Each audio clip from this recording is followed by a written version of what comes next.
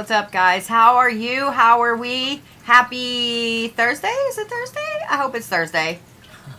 I hope it's Thursday. It's the 29th. Yeah, it's Thursday. Man, I don't know about y'all, but I feel like this January has lasted for like 4 years. I feel like this January has lasted for like 4 years. 4 years! It's been 774 days since it was 2025. I feel like it's been a long ass month already. But that being said, I'm in a good mood. Here we are, here I am, here you are, and we're gonna do some astrology this evening. I am a little spicy. It's been a good day, kind of, sorta. I've been on the up and down roller coaster with the emotions, and this is your friendly reminder that if you don't follow me everywhere, what's wrong with you? For those of you guys that don't know me, I am the Blue Bodhi, the godmother of magic. We're just gonna own the title. I have been doing astrology. I hid from it for a long time. For those of you guys that are new to following me and maybe you don't know a bit about my background or whatever, I hid from it for a long time. I grew up with a great uncle who was an astrologer throughout the 50s, 60s, and 70s in LA. LA. I didn't mean to be LA. But when he would come to the family reunions, everybody would laugh, you know, like, oh, here comes Uncle Ralph. Like, oh, here comes Uncle Ralph, you know. But he said shit to us like, oh, well, that's a very Cancer thing to do. Or, oh, well, because you're a Leo and your ascendant is in, you know, Jupiter or whatever. You know what I'm saying? That's not correct. Descendants are not in Jupiter. I'm being funny. I'm being facetious. But I hid from it for a long time because I was like, you know what? I'm not going to do astrology. I'm not going to do astrology. I'm not going to do astrology. And here we are. Here we are. Here we are. But anyway, that being said, I do want to let you guys know that it's been a while since I offered an Astrology 101 class, and that will be starting back up towards the end of February. I've got to get some things planned out travel-wise before I book that. But for those of you guys that are on the blue plan, on the website, you will automatically have access to it. For those of you guys that are not part of the website, you should be. There are a ton of classes on there. If you guys are not a member on YouTube, the highest tier up there, which is the Bodhi Nation, you get access to everything, plus 5 years of videoed classes. This many years, all of this many years. In August of this year will be 6 years of classes. So make sure that you do. That being said, we're gonna start some astrology. I won't keep singing, I promise. I won't keep singing, I promise. All right, let me organize. Let me fix my life. Hold on here. Hold on here. My screen is all over the place. There we go. There we go. There we go. All right. So we're gonna get that. We're gonna get that. I'm gonna get this over here. I'm gonna make sure that I got everything where I can see it all. Make sure it didn't screw up over there. It did, but that's okay. It did, but it's alright. It's alright. It's okay. It's okay. Yeah, I want you guys to be able to see this thing on the side here as I'm looking at some stuff and answering some questions. So let's see who is first on my list. This is mine. Sarah K. I already pulled your birth chart, Sarah K. For those of you guys that are watching, my nose is itching, somebody's talking about me. There you are. I use Luna Astrology, the software that, oh, let me fix this because that's all fucked up. I absolutely adore this software, but I do want to, what am I missing on here? What am I missing on here? Nothing. Okay, cool. I do want to point out that if you are not familiar with astrology and if you are not familiar with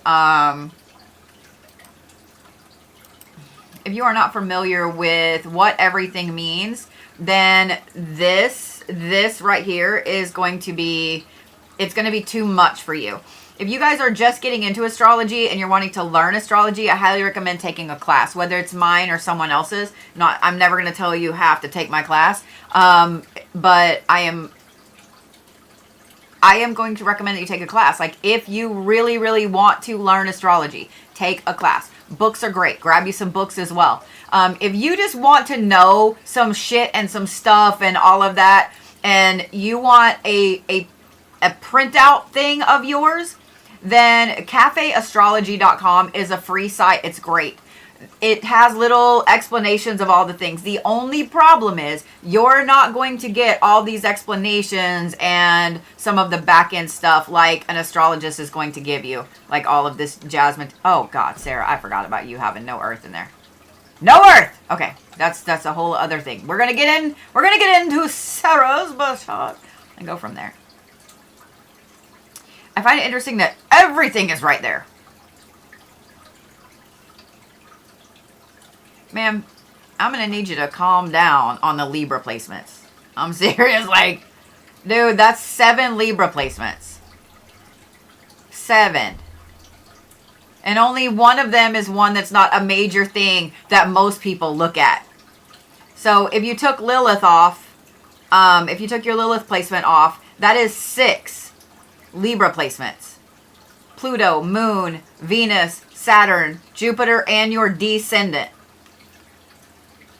I have one eyelash hitting my glasses, pissing me off. All right, so let's get into this. First of all, you have OCD. I'm just going to say,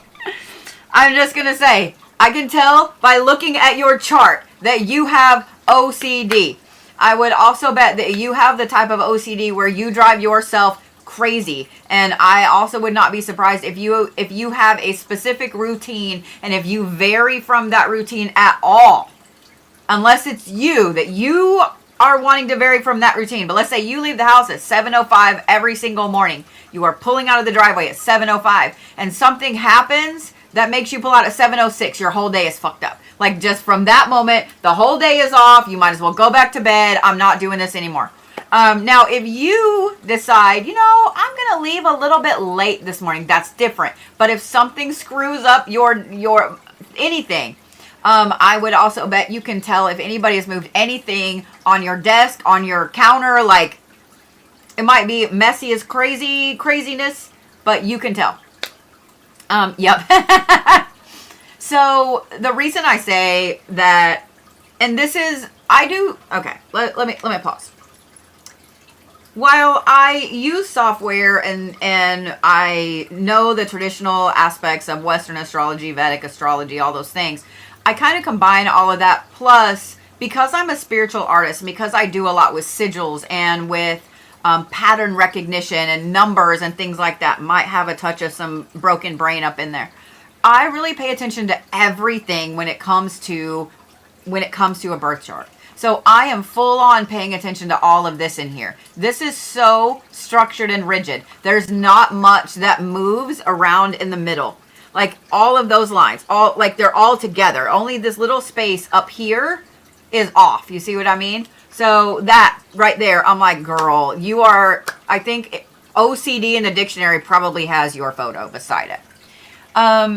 The other thing I can tell immediately right here, before we ever start talking about what all of these placements mean for you, is that you are,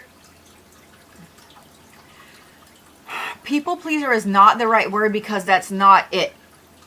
The mediator. You are a natural mediator. With your moon being in Libra, I know because I am cursed with a Libra moon as well, you are always fighting with yourself about balancing emotions versus logic. And so you always feel like you're being over emotional even when you're not. And being a Scorpio, you get accused of being over emotional or being too cold when you don't react. But you have so many Libra placements, and that's balance. That is, where the balance comes in. So you go overboard to try, and you have your series, I can't ever say it right, series, words, in Cancer in the 4th house. You go overboard to make sure that everybody around you is good, happy, balanced. All of those things have been done before you will ever sit down and take care of yourself. The reason that I say that, I was like, and that Cancer placement in the 4th house. So The fourth house is roots. It's home. It's your family, where you feel safe, all of those things. But Cancer, if that house were a zodiac sign, it would be Cancer. Cancer is very home focused, home oriented, family oriented. The fact that you have your series in Cancer in the fourth house, I have notes up because I know damn well that my brain's going to be like, it means this, you dumb shit. That is your nurturing style. That is home. That is love. So those placements right there, you are such a family-oriented roots person.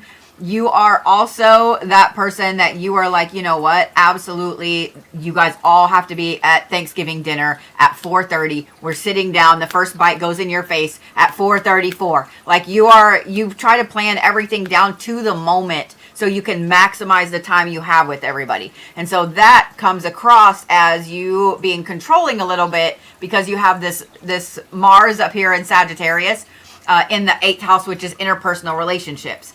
You feel like you are the one that balances everybody because you are. You are the one that is just naturally in charge of all of it. And because of that, man, whoever is talking about me, you gotta quit. You gotta quit. I'm trying to do some things, okay? Like save it for later, please. Please. This is bad. That need to make sure that you maximize everybody's time together and maximize your time with them and so on and so forth is a huge thing. And it comes across because you Scorpios get a bad rap for this. You're very blunt. You're very like, this is how it is. You don't really take no for an answer if you want something, and the fact that you have all the OCD. But a Mars in Sagittarius is very driven. It's not the most forceful sign, but it's also that sign you're gonna be like, oh, come on, man, you know, like I just want to do this and so on. But family is your backbone. That's where you get your strength from. The fact that your ascendant is in Aries, you come across as a very intense person. A Scorpio with an ascendant rising or ascendant or rising in Aries, and then your moon in Libra, you don't show emotion, like at all. You don't like to show anybody that you're upset, that you're having a hard time, that, you know, you're emotional, you're like the Sagittarius aspect with that Mars comes out every now and then, and so does the Aries a little bit, but you do not like for people to know that you have an emotion. Unless it's happiness. Like if it's happiness, if it's excited, like you only have good emotions. You never want anybody to know you have bad emotions. Your Mercury is in retrograde when you were born. So you are one of those wonderful people, just like myself, that you were born under a Mercury retrograde. So when Mercury is in retrograde, you actually feel normal. You are in tune with that because you were born under it. So you feel normal. It's when it's out of retrograde that you feel all jacked up on Mountain Dew. One of the things I do want to talk about is that both your Neptune and your Uranus right there, what is that tied to? Hold on.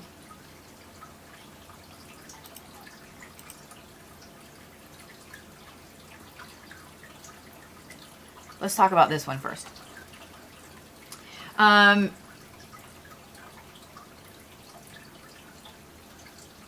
forgot what Priapus is. Thank you.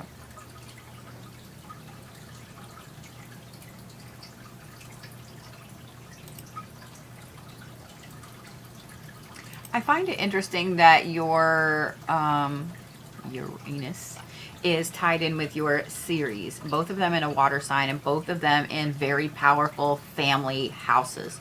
The 4th house is your roots and so on. The 7th house is... 7th and 8th have to do with interpersonal relationships. One has to do with interpersonal relationships and one has to do with the money aspect of it. The 8th house is catty corner from or across from the 2nd house, which is your material girl house. So you have a very powerful placement as far as interpersonal relationships go and rebellion. And then you also have this big placement in the 4th house down there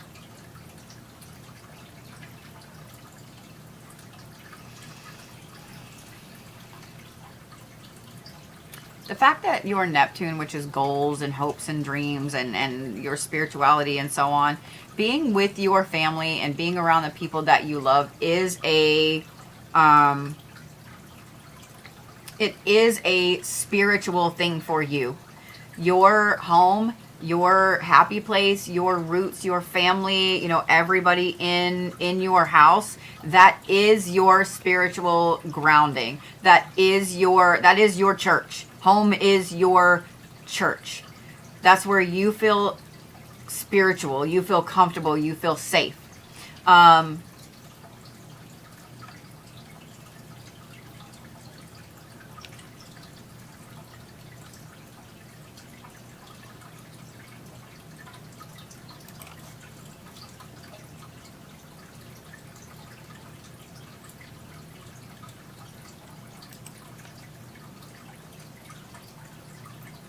I'm going to say right here, because I'm looking at your Pluto placement. See how Pluto is almost right on your descendant line? I'm pretty sure that it is. Oh, shit. It's in the 6th house. Okay. Your Lilith is in the 6th house. It's just showing up. Okay. That makes more sense. All right. What I was looking at is your Pluto right there. Pluto is all about how you feel you look to other people. Some people that have the I've got to keep up with the Joneses aspect because they have really interesting Pluto placements. But with yours in particular, you need to make sure that you aren't judging your family against other people's families. Don't, and I'm going to say not to do this, which is easier said than done, but not every holiday has to be a picture perfect photo. Not every Christmas has to be better than the one before. Not every, now I know that, but I still try to outdo myself every year.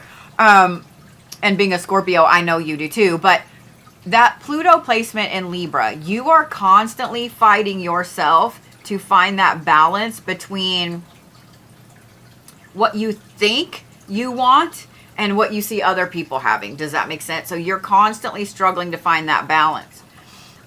It's going to be something throughout your entire life that you deal with.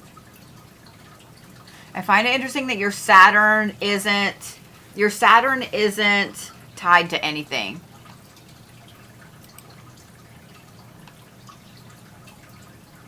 I mean, it is those two things right there, but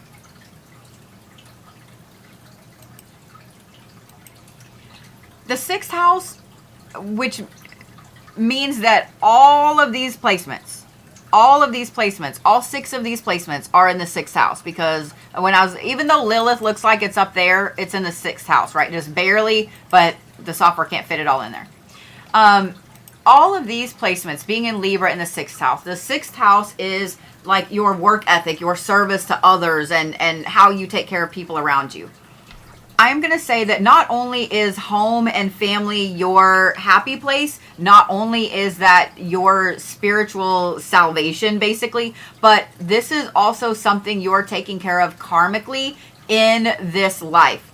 Saturn, to me, in astrology, when I'm looking at people's charts, represents karmic issues that they have as well. So the fact that you have so many placements that have to do with family and roots and home and safety and things like that, I would be willing to bet that you have at least 3 people in your family, immediate family, that you feel like you have always known them. You know what I mean? I mean, you've known them your whole life or their whole life, but these are people that you feel so connected to. You have a connection to them on a different level. I would bet that there are a lot of people that are in your family, in your immediate group there, even if it's just like cousin, aunt, uncle, etc., like that really close area right there, that you have helped repeatedly, pulled them out of stuff to get them back on their feet. You have people that, like you've pulled out of the muck. Does that make sense? I think that there are a lot of karmic bonds there. I'm not going to really say ties. A bond is just something like when you tell your children in this life, I will always protect you. That is a karmic bond you're making. I will always protect you. I will always be here. I will always protect you, right? If you have told that same soul that multiple times, and then you're all reincarnated together again, you're here as a protector for them to keep things balanced. I would be willing to bet that as dedicated as you are to all of the people in your family and the people that you love and friends and home and stuff like that, that you have a handful of those people. Not saying anything bad about the other ones, because I think they all just absolutely adore you, but I think that you have a handful of people, like five, 6 people, that they would literally fight the world for you.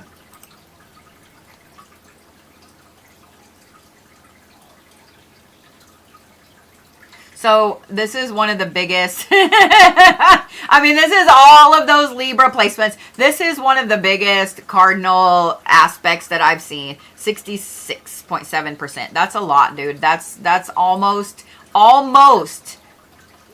well, it would be, wouldn't it? 2/3 of your chart. That's 2/3 of your chart is in a cardinal sign. So cardinal signs are that first sign of each season in the zodiac, right? So Aries, Cancer, Libra, Capricorn. These are the go-getter. They're the leaders, etc. So this is why people automatically look to you for leadership. They automatically look to you to be the one to fix the problems. You can tell them how to fix the problem. You can give them all the advice. You have all of the amazing ideas to get this done. But having that fixed sign where it's only like 22.2%, and don't think I didn't notice that it's 22.2 and then 1.1. Don't think I didn't notice. And look over here, 3.3, 22.2. Like, I see you over there with the repeating numbers. You don't mind getting them started. You don't mind helping them do some of the work, but you don't want to do all of the work for them, which makes you a good person for helping them, getting them on their feet, showing them what to do, and the rest is up to them, right? The problem that you do have, though, is this, and that's cutting ties. So mutable signs, that is the end sign in a season, and that is how you handle endings with things. The fact that you have your Mars there, and that's also your Sagittarius placement, tells me that you will absolutely let people walk all over you until you're just done. You know what I mean? Just done. This over here is interesting. Remember how I said that it feels like you don't have emotions? People don't think that you have emotions. You do. You have a lot of emotions. You just hide them under all that air. Since air is the majority of your chart, and then you have a little bit of, like, the next start is water, it drowns out the fire, and you only have your descendant, not your descendant, your midheaven in an earth sign. That makes it really hard for you to ground yourself back down, or you feel like it's hard for you to ground yourself back down. It's actually not as hard as you think. Because of all those air placements, fire is going to be the thing that grounds you the most. So when you're at home or you're at work or whatever, and you're really stressed out and you don't know what to do to kind of woo-saw yourself back down, just on your computer, on your TV or something, just put a fire. You can find on YouTube all kinds of, like, bonfires, campfires, fireplaces, all of that stuff. That, just do that and sit and watch that. Or I mean, my favorite is just to actually go burn shit. Like, I bought a chimenea, like, I have a little fire pit, things like that. Go burn shit. Like, actually burn shit. Just sitting there and enjoying the flames and watching the fire will 100% help you ground more than anything. The fact that you do have a ton of water, earthing is going to be something that will help as well. Literally going out and putting your feet in the dirt. Having plants around your house so you can, walk by and put your fingers in the dirt, etc. You listen to fire sounds to go to sleep. Okay, so that's funny. So you probably giggled when I was talking about that. Having plants around your house will help you, especially in the winter months, because, I mean, let's face it, it's gross outside. I don't think it matters where you are right now. It's gross outside. So even if you're like, well, I'm not a green thumb person, that's cool. Go buy some fake plants. I'm serious. My grandma used to not have a lot of plants. She had one ivy plant, and that was it. But she had a ton of outside plants, but not a ton of inside plants. And she would go and she would just go to Walmart, dollar store, whatever, and she would just get some cheap fake flowers and then put them, you know, in the vase on the table, and she would change them out for the different seasons. That's what I'd recommend. Having greenery around that reminds you of outside and the earth will help with this, because that's non-existent. that don't exist. Wonderfully, perfectly balanced here with your southern hemisphere and northern hemisphere, which is great because it means that you are very conscious with your efforts out of the house and your efforts in the house. This over here, the east versus west over here, you're the wicked witch of the west. But this is what you pull in from other people, where the east is what you give out. So you take way too much from people. You take way too much. Like, look at all those placements. Look at that. And you have what? 3? You know, like, that is a lot. So you're going to have to really find a way. Grounding doesn't always do it, guys. When you need to find a way to get rid of the shit that other people put on you on a daily basis, whether it's at work, whether it's stress, whether it's job, whether it's, I keep saying work and job and stress, this is like, that's all synonymous with each other, but, or whether it's home, whether it's emotions, whether it's just the fucking world, any of those things, right? You have to find a way to be able to let that go. So you guys can see right here, this is the Western Hemisphere, and see how it's very, very heavy over here, and there's literally just those couple of placements right there. That's it. You have to find a way to let those things go. Fire will help you do that. I don't know if you live in a house where you can have a chimenea or a little fire pit, or if you already do, but just being able to burn those things, write them down and burn them, that will help you more than you realize.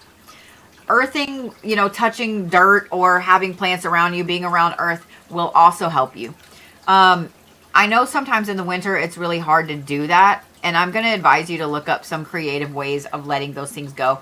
I really like Tai Chi, Qigong, things like that. Those are very easy on the body, no matter, and it doesn't matter what skill level you are, what shape you're in. But you have to let those things go because you've taken so much and you are everything for everybody. You've got to start kind of letting that stuff go. Does that make sense?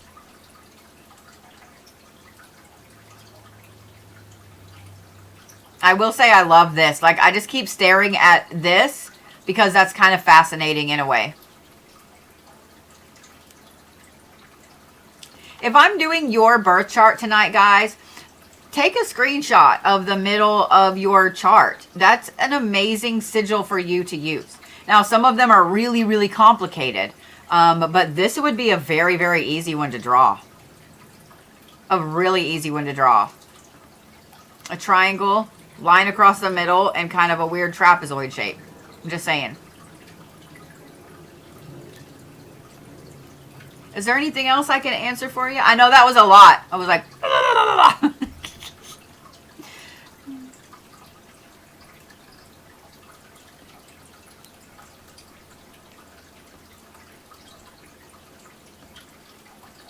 yeah, these make amazing sigils. They really and truly do. Maybe I need to do sigils one night of drawing these for you guys. That might be something to do next week. Let's do that next week, yeah? Yeah? I'm happy to draw them for you. I'm happy to draw them for you.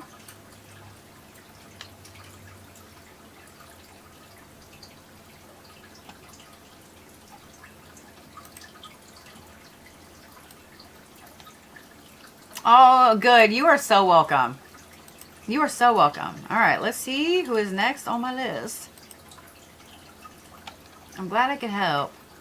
Why didn't it check you in? Because it's an asshole. Because it's an asshole. All right.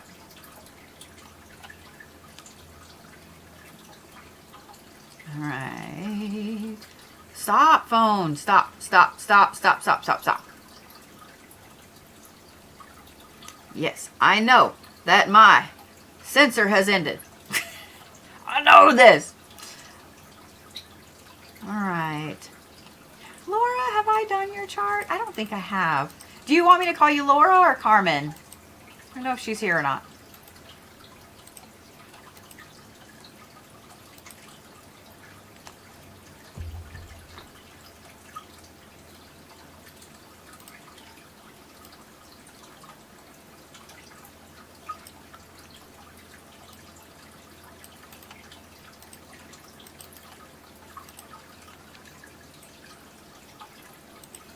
I'm going to take those off so that way I gotcha.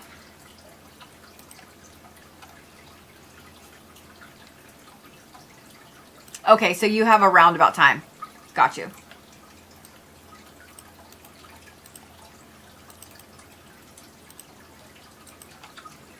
So Weird is going to say 3:33 because, of course, why not?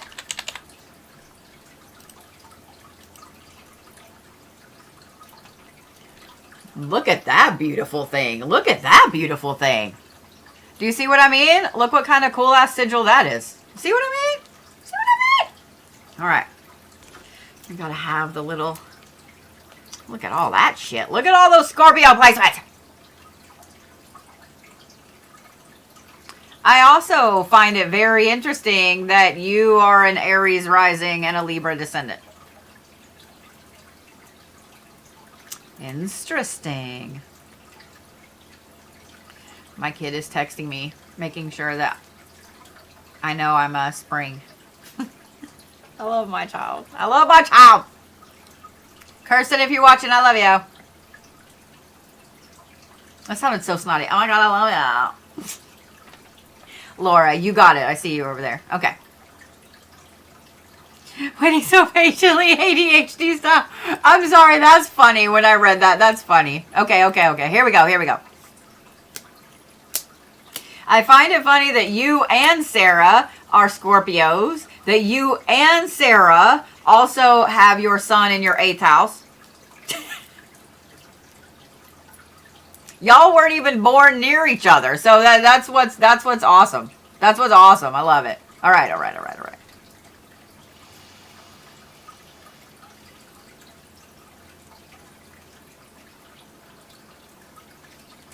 You fight with yourself over home and roots so much.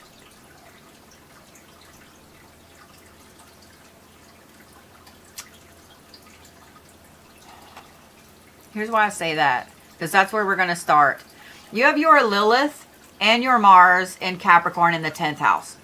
The 10th house is career, basically. Career, work, and so on. That is your drive. That is where your drive is. If there was ever... Remember how I said that if Cancer... If the 4th house was a zodiac sign, it would be Cancer. Well, if the 10th house was a zodiac sign, it would be Capricorn. Right? It would be Capricorn 100%. Let me get the TikTok comments back up there. There we go. It would be Capricorn. So the fact that your 10th house is in Capricorn, like right here, and the fact that you have Mars, which is your passion, your driving force, you know, all the things that keep you going, and your Lilith, which is your dark instinct, you know, hunger. Dude, I'm going to say this because I'm going to give you some freedom. Okay? I'm going to give you some freedom. Stop stressing about where you live. Stop stressing about where you're going to build a house. Stop stressing about where you're going to put your roots. Stop stressing about it. Because your drive is always going to be this. Okay? Career, higher learning and travel, and then interpersonal, like monetary aspects of your relationship. Of your relationships, not just relationship. Let me say it that way. The other thing about the 8th house that I want to talk about is that the 8th house is also, on a deeper level, it's also a rebirth. It's also where a lot of your trauma lies and what you're dealing with.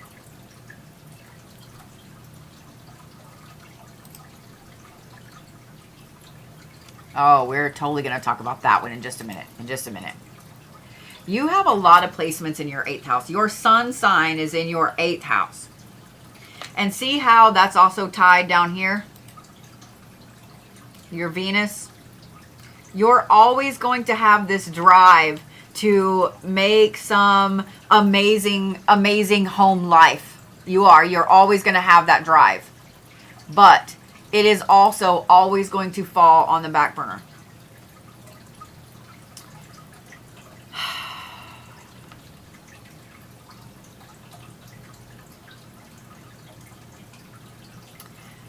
what I said I wanted to mention right here is your Saturn being tied with your Neptune up there.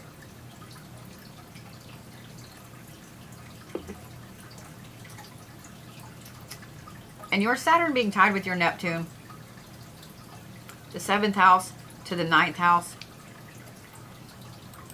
you have goals of having a really high level of education.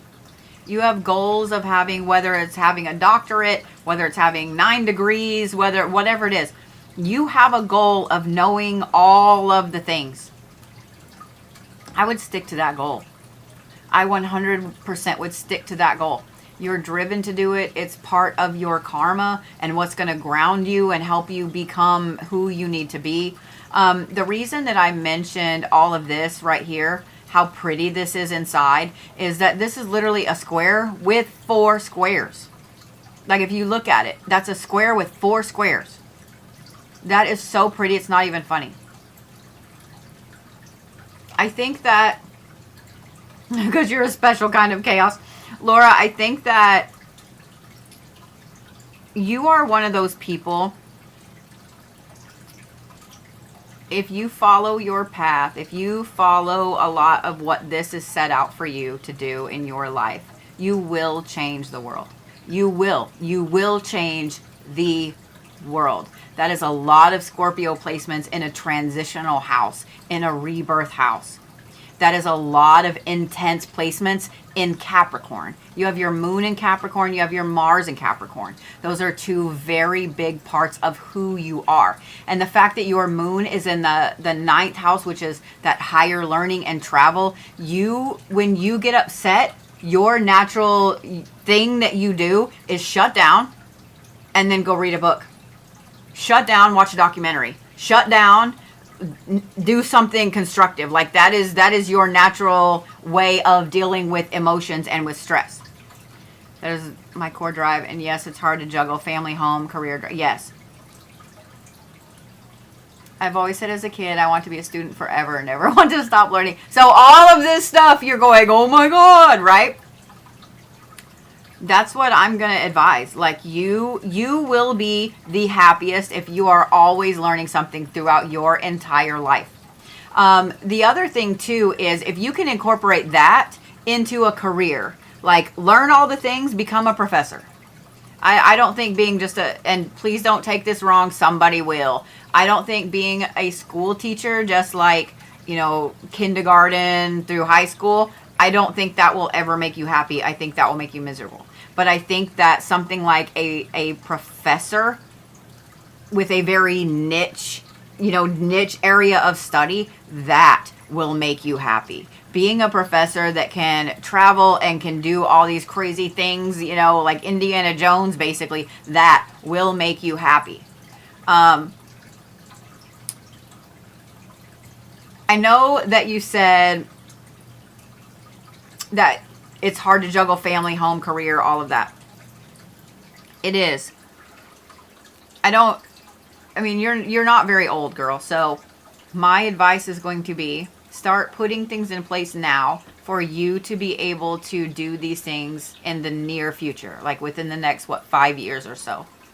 Start going back to school, start learning the things, start doing whatever it is that you need to do to put you in a place where you can couple all of this higher learning, all of those goals that you have with your career. It would not, okay, hang on just a minute, because it would not surprise me. I'm going to forward this to now. It would not surprise me if you've been thinking of a career change.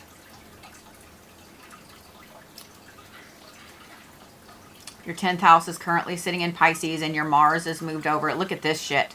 You feel discombobulated as fuck. Notice how, okay,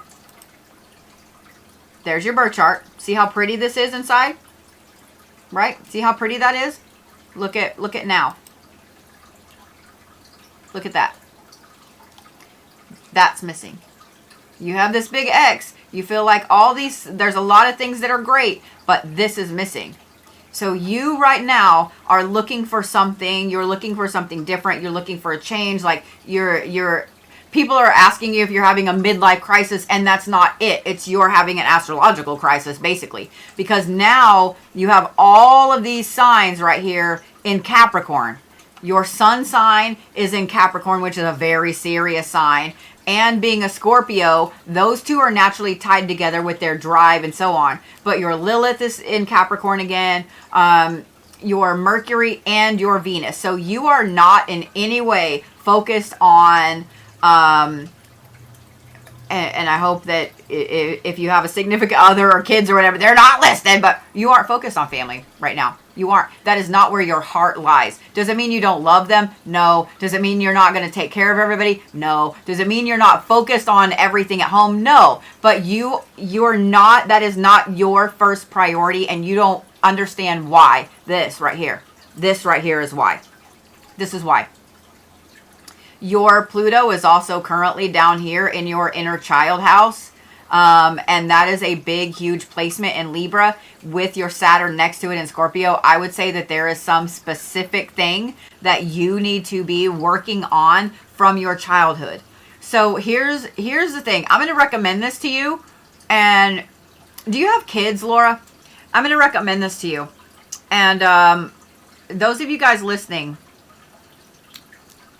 this is something I've been recommending a lot. It's something that I started doing a long time ago.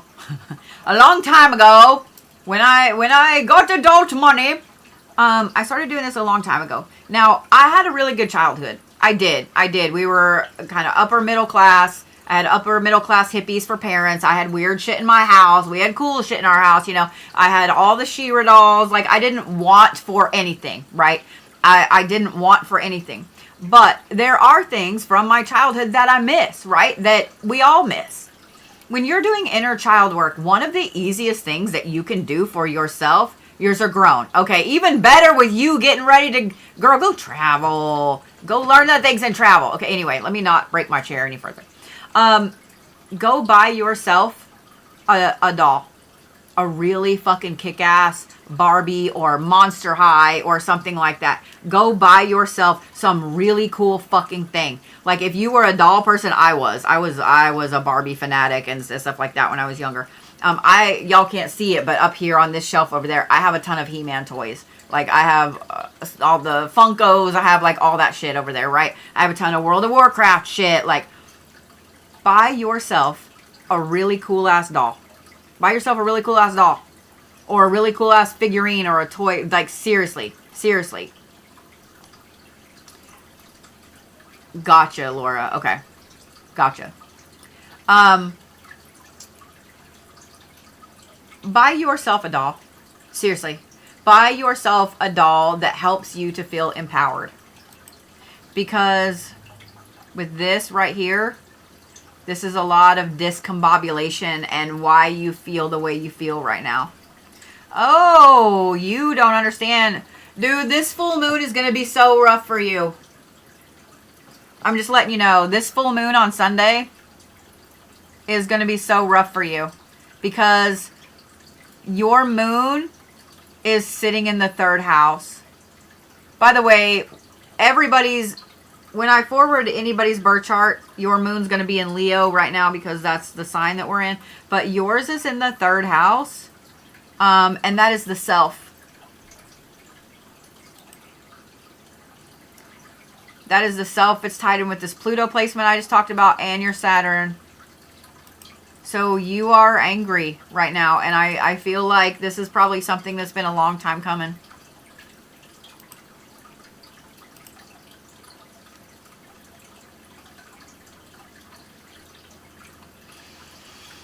I do like this. That's decently balanced. You do tend to look before you leap with a lot of stuff with all of the water and very little air. Don't think I'm not noticing that you have, repeating numbers right there as well. But over here, you have this massive area of cardinal sign, a pretty good amount of fixed, but only a small amount of mutable.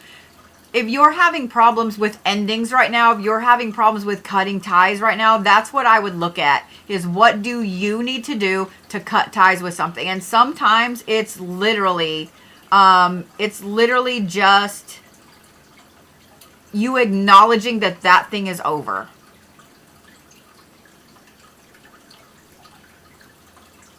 In fact, that would be a really good exercise for you to sit down and do, especially with this full moon coming up in the house that governs the self. That would be a good thing for you to do. Sit down and make a list of all the big problems and then start going down to the little problems, right? Like start with the biggest one and all the little tiny ones.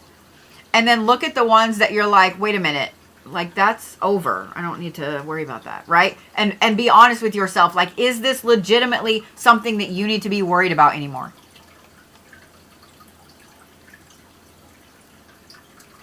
Yeah, you're always going to feel a little unbalanced because you're always going to care more about what's out in the world than what's in it.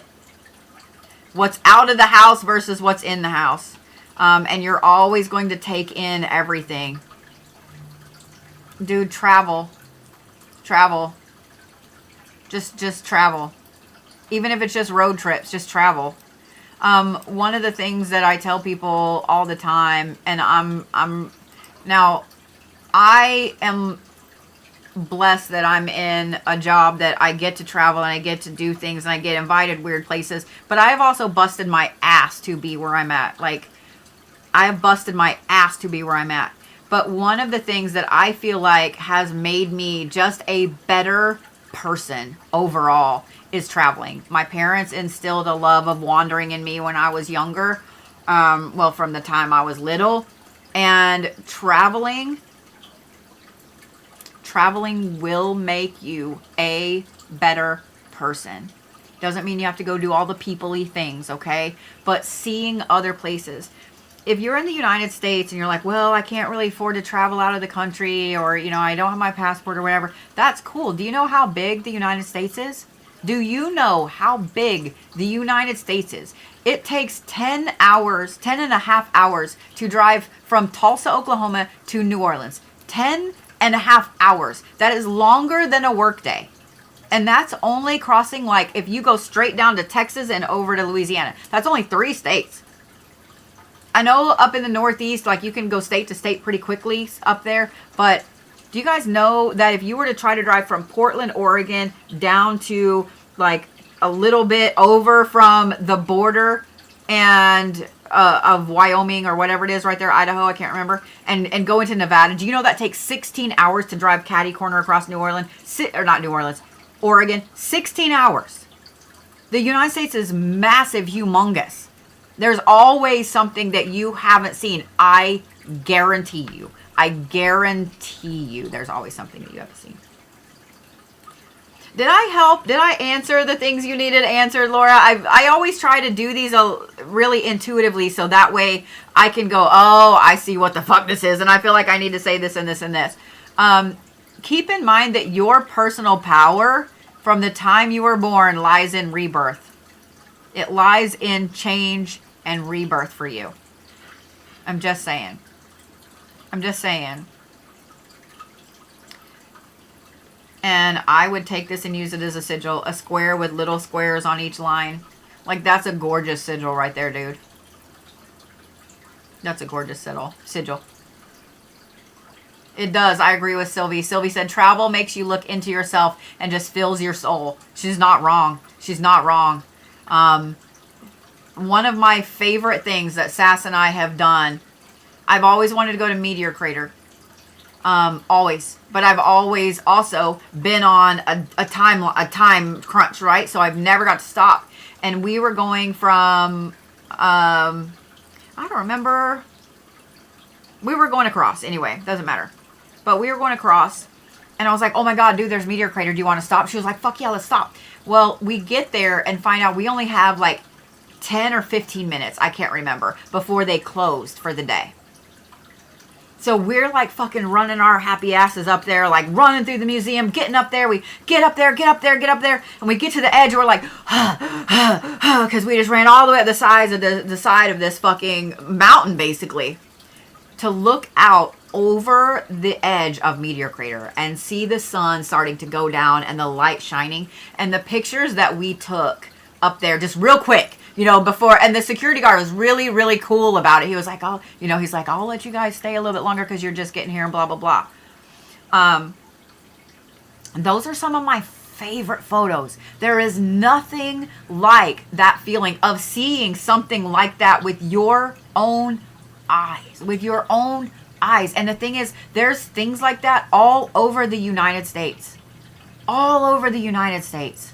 Everybody thinks, oh, well, I need to go to Stonehenge and I need to go to Easter Island or, the temples in India or whatever. You need to go in the United States. You need to go to the spiral mounds. You need to go to the parallel forest. There's a parallel forest here in Oklahoma? It's creepy as fuck. You need to go dig crystals out of the ground somewhere. Do you see what I mean? Like, go do those things. Go do those things. Oh, I love that, Laura. Laura said, I'm on a holistic healer path. Natural products, baking, holistic, and healthy. Yeah. Y'all go travel. Go travel. Go see things. I guarantee you that there are things around the city you live in, no matter how big or small it is, that you've never seen or never done. I guarantee you. I absolutely guarantee you. I promise that you will not be upset. I promise you will not be upset. And if you guys, now I make fun of Oklahoma, and don't get me wrong, I really dislike it here most of the time. But there are some really amazing things to do in Oklahoma. There really and truly are.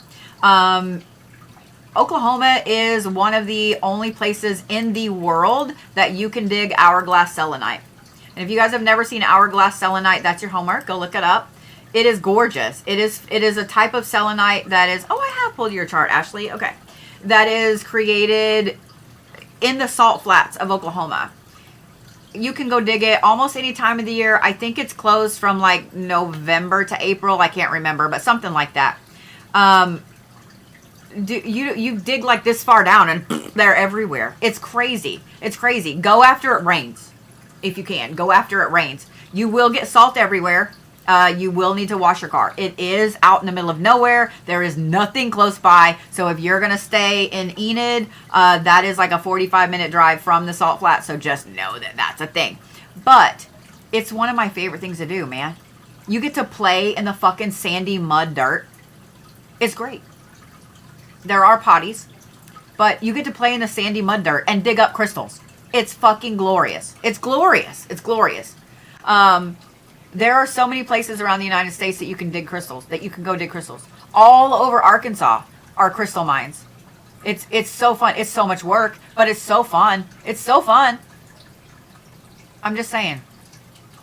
Go explore. Go do things. Go do things! There's nothing like exploring and seeing something like that.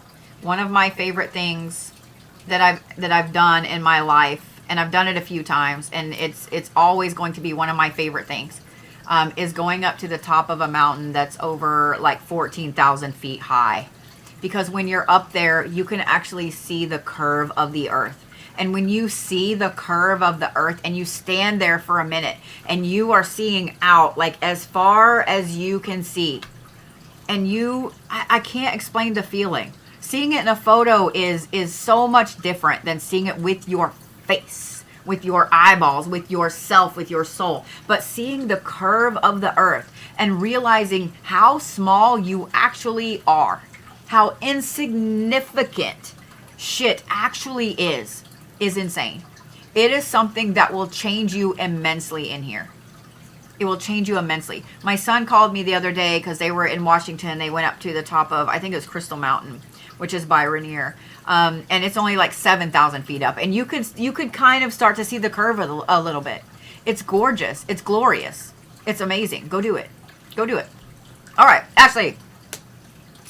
Hoping to plan little trips with my girlfriends. Oh, yes. Spend more time with mom in the garden, girl. Do all of those things.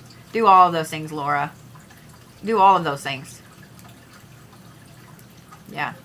Girls trips. I used to never understand girls trips because I never had those kind of girlfriends. Like, I had friends that I partied with back in the day. You know, we went dancing and stuff like that. And I have a couple that, you know, I could always call and be like, hey, I want to go here. You want to go? Yeah.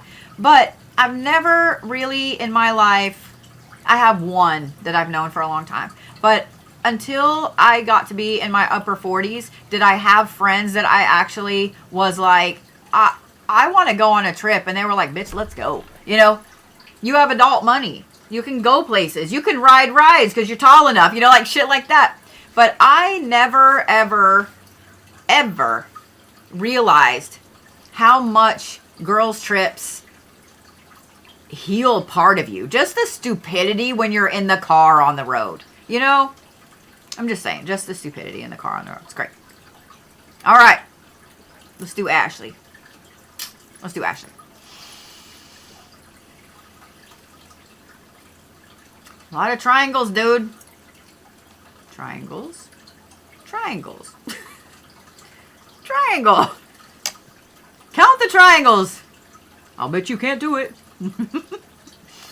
Dude, that's a lot of triangles. That's a lot of triangles. 3 is a good number for you, dude. Plus, look at this.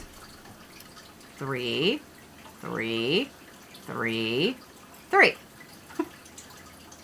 3, 3, 3. So in all of these corners of this triangle, you have 3 huge placements. And I love that all 3 of those are in retrograde. All 3 of these are in one sign. And then all 3, like, come on now. You can't make this shit up. You can't make this shit up. That's funny. All right. Little Taurus friend over there. How the fuck are you also a Libra rising or a Aries rising and a Libra descendant? And you weren't born anywhere close to the other 2 either. I'm going to need all of you with the Aries ascendants to sit down. I'm going to need y'all to sit down. What the fuck? How is it 3 people in a row born all over the country, all different years, all different months, all... I can't with y'all. At least you're not a Scorpio. Like, that would have been a trifecta. If you had been a Scorpio, I'd have been checking my software. I'd have been checking my software. So let's start with that Taurus placement. Because that, I feel like I'm yelling. Sorry. That Taurus placement right there. Because it is in the first, well, let me make sure. Yeah, it's in the first house. Yup. The giver of life. I would bet that people have called you selfish in your life. Taurus is a sign that is centered around comfort. We'll say it that way. So y'all know it. Y'all know it. Y'all know where the best food is. You know what the best blankies are. You know where the most comfortable potties are. Like, y'all are centered around comfort. You like comfortable shit. You like comfortable clothes. You like comfortable shoes. You don't give a fuck how it looks, right? You're centered around comfort. So that being in your first house, the first house is the self. It means you as Ashley, right? As you riding around in this meat sack, you are also centered around comfort. I'm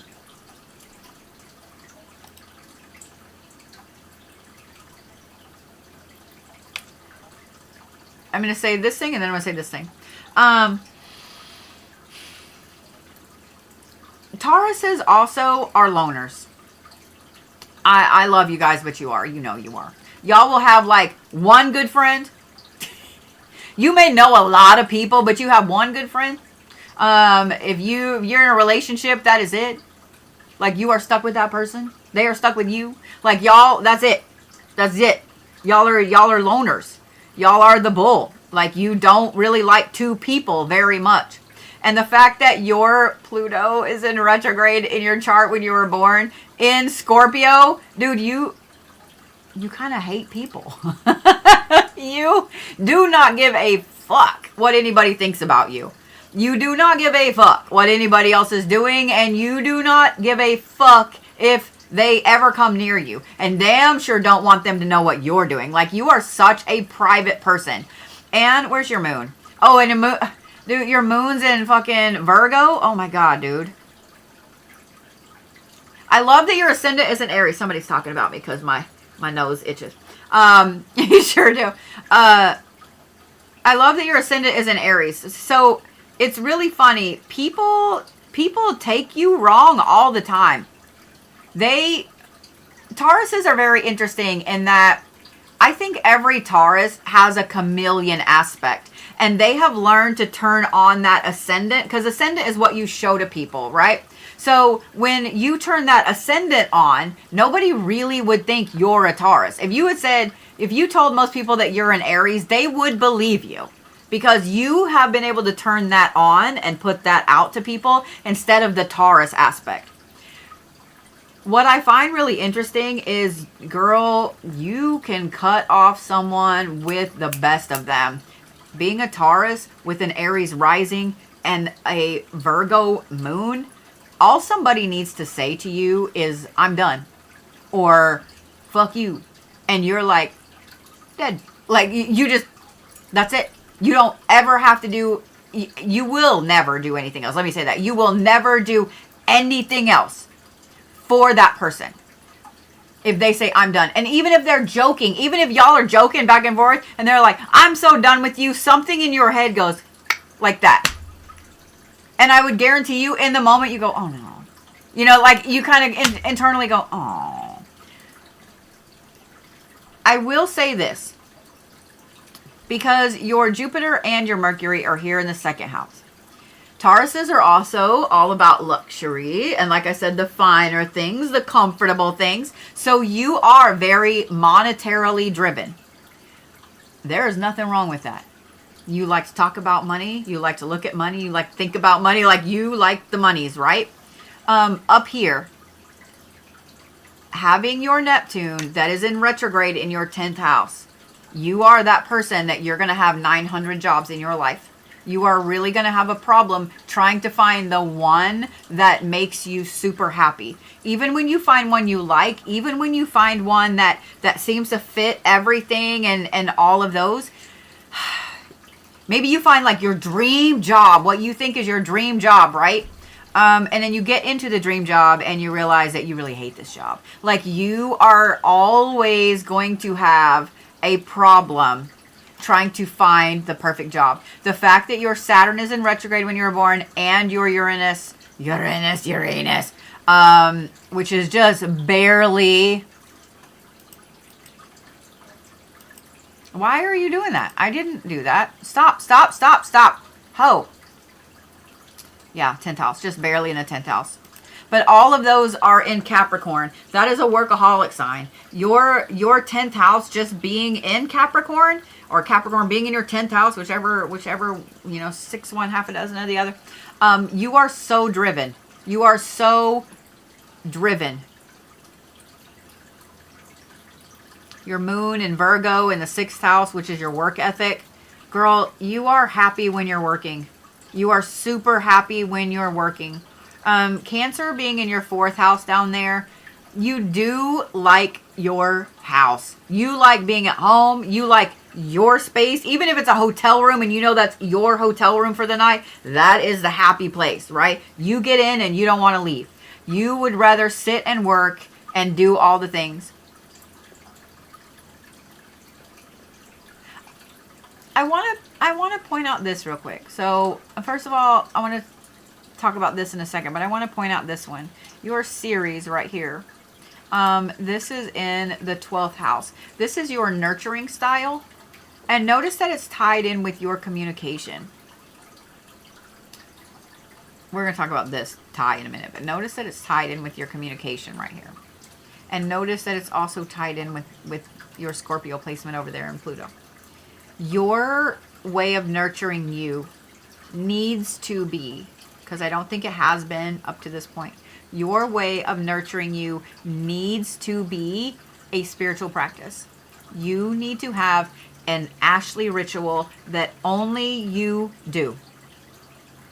And my advice is going to be to find a bunch of different self-care rituals, like literally fall down the rabbit hole, go nerd, all of that stuff on Pinterest and TikTok and YouTube and all the things. Go nerd down the rabbit hole on self-care rituals and start making a little list. Well, I like this, but I don't like that. So start writing down all of the things that you like about those things and create an Ashley ritual. Specifically an Ashley ritual, and literally call it that. AR, Ashley ritual, get it? AR. But you need to have your nurturing style shift into taking care of you spiritually, because the 12th house is your spiritual house. That is your ascendant house. Knowing that your nurturing style is in Pisces, that is a very important placement. That is a very, very important placement. So when you go and you get a massage and you get your nails done, or you go have a girl's day or a spa day or whatever, that's great. And you come home all melty and relaxed, but you're still stressed, right? Because you need a spiritual, an Ashley ritual. And I would do this once a week. I would make time and do it once a week, because your spiritual hygiene is going to be more important to you than it will be to a lot of other people. Not that it's not important to everybody or shouldn't be important to everybody, but for you, it's a vital part of you being okay. Especially because your moon over here is in Virgo, in that 6th house. You are naturally a workaholic. Even if you didn't have the Capricorn placements up there, you are naturally a workaholic, and that is your happy place. So to be able to woo-saw from that, that's a lot, dude. That's a lot.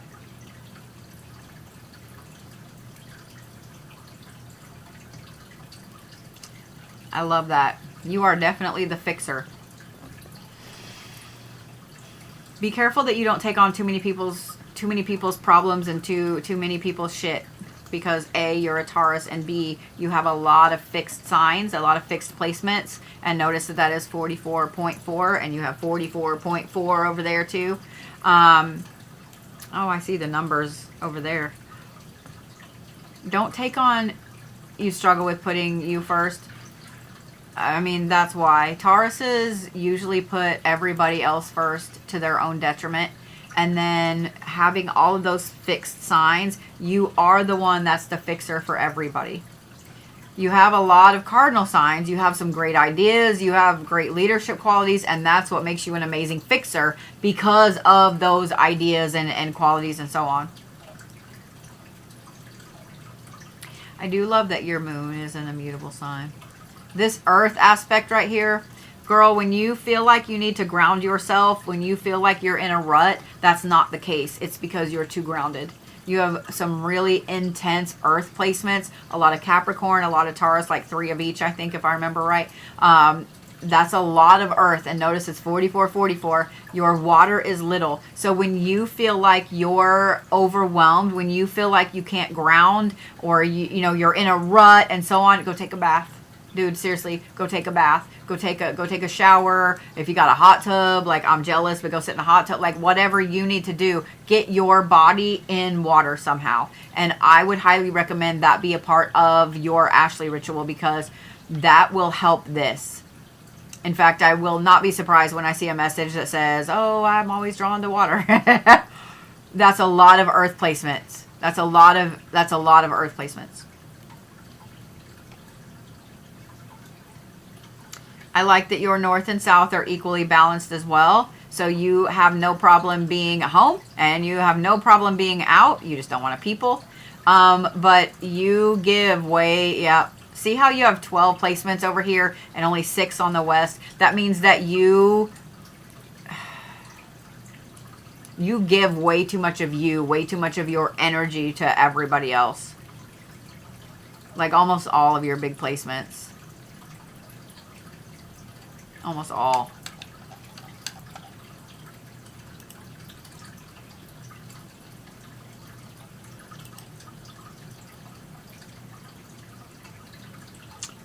That's why you can't make a decision right now.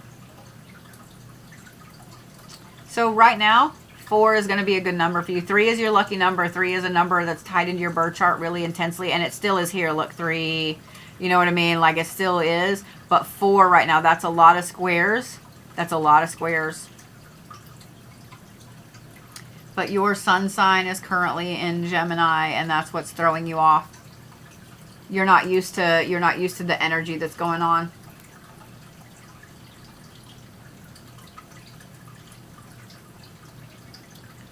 Did I answer everything for you, Ashley? Is that what you needed to know? I would use 3s and 4s. 3s when you need to remember who you are, ground yourself back down. 4s right now will help you navigate with all the craziness going on. It's funny that Sass mentions a mini vacation. I see her up there. She said, "Oh, mini vacation." I was on the phone with someone today and planning out a. Good. I'm glad. Ashley. Planning out a little bit of a Bodhi tour, just so you guys know, so you're aware. There will be a little bit of a Bodhi tour coming up. I can't wait. We should have the deets sometime mid-February on all of the dates and so on. But unfortunately, for right now, these are mostly going to be Virginia, Pennsylvania, like all up in that area. But we'll be doing a tour of 4 to 6 locations, different haunted locations. You guys can come book part of the investigation. I will be doing some readings, not during the investigation, but you can book one of those while I'm up there, things like that. So I'm excited. Found a jail that I haven't been to. And then also I will be at Creep It Real, which is in Ebensburg, Pennsylvania, and that is on the summer solstice. So the 20th and 21st, I think.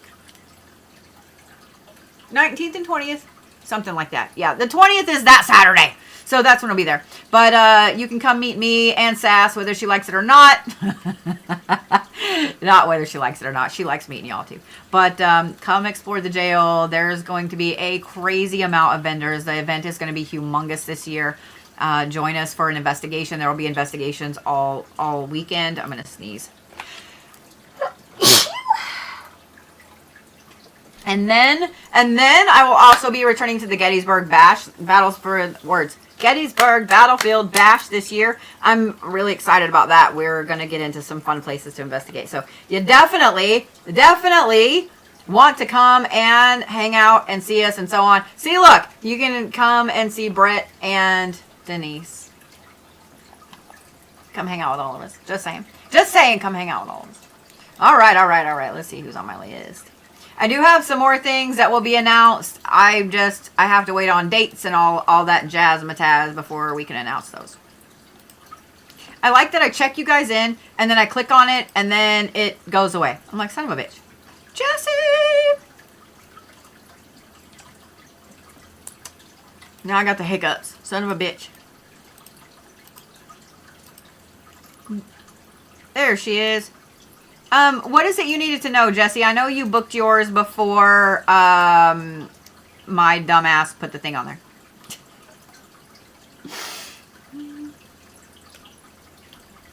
Yeah, we had a lot of fun in Gettysburg, especially going on the investigation. That was really cool. I can't wait to see... We're trying to get in. I'm trying to weasel myself into a place on the battlefield to investigate. I've never... I mean, we were out at train tracks last year at Gettysburg. And, I mean, it's hard to find a place at Gettysburg that isn't part of a battlefield. But, like, on the actual battlefield sites, that's what I'm trying to finagle us. So, I do think it was really cool. Last year at Gettysburg... The investigation we went on, I think it was Saturday night, Sass, wasn't it? That was the first time I ever heard one of the dead bells go off. You know, the little, like, bells that were on top of the hotel desk, you know, ding, ding, ding for service. That's the first time I ever heard one go off, and we were sitting in the room, in a kid's room, when it went off, and that might have been one of the coolest things I've ever experienced. It was so cool. Learning about the spiritual part of you. Okay. All right. Well, let's do that.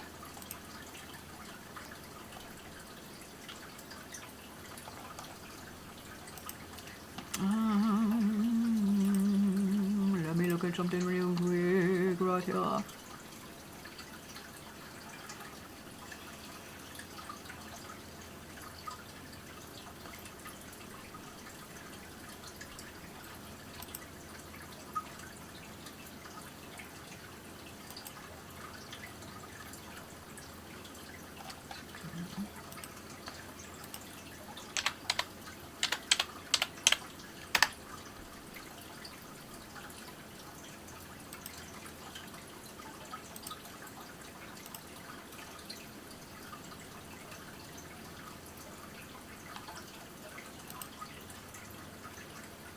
Well, that's why you have a problem. Damn it.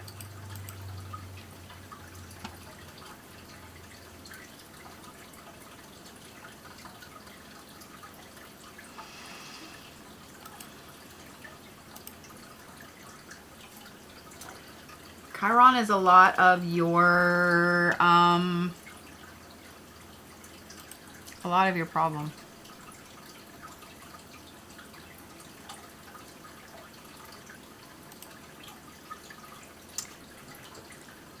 Well, first of all, you only have that Priapus placement in Taurus in your 12th house, which barely sits above your ascendant. So you don't really have a lot of placements in your 12th house. Aries governs your 12th house, which is a big drive spiritually. So the fact that Aries governs your 12th house, that's a very intense placement. You're always going to feel a drive for some spiritual connection, whether it's witchcraft, Christianity, Buddhism, whatever it is. You're always going to be driven to do that. My advice there, especially with your Venus up here in the 9th house in the higher learning house, would be to, and I think it's tied, oh, it's not, okay, would be to always be learning about some type of new spirituality. Even if it's something you're never ever going to practice, okay? Learn about all of the different religions. Like, give yourself, well, this week I'm going to learn about, Egyptian practices. And this week I'm going to learn about Choctaw practices. And this week I'm going to learn about Shinto practices. And you know what I mean? Just learn about those things. That's going to scratch that itch a little bit with it, okay? That's going to help this. But this is like your wounded healer, basically. And the fact that this is also your gift to others. Where's your Saturn?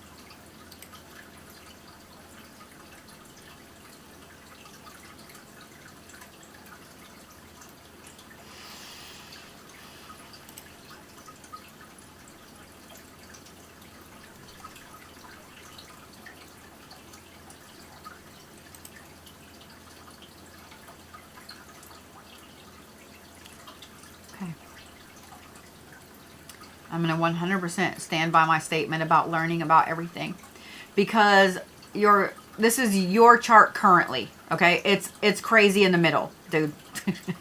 That's crazy in the middle. It was crazy before, but still yours is very patterned in the middle, okay? But still a little crazy, but patterned. But now, notice that's a lot, dude. Your life right now is uber complicated.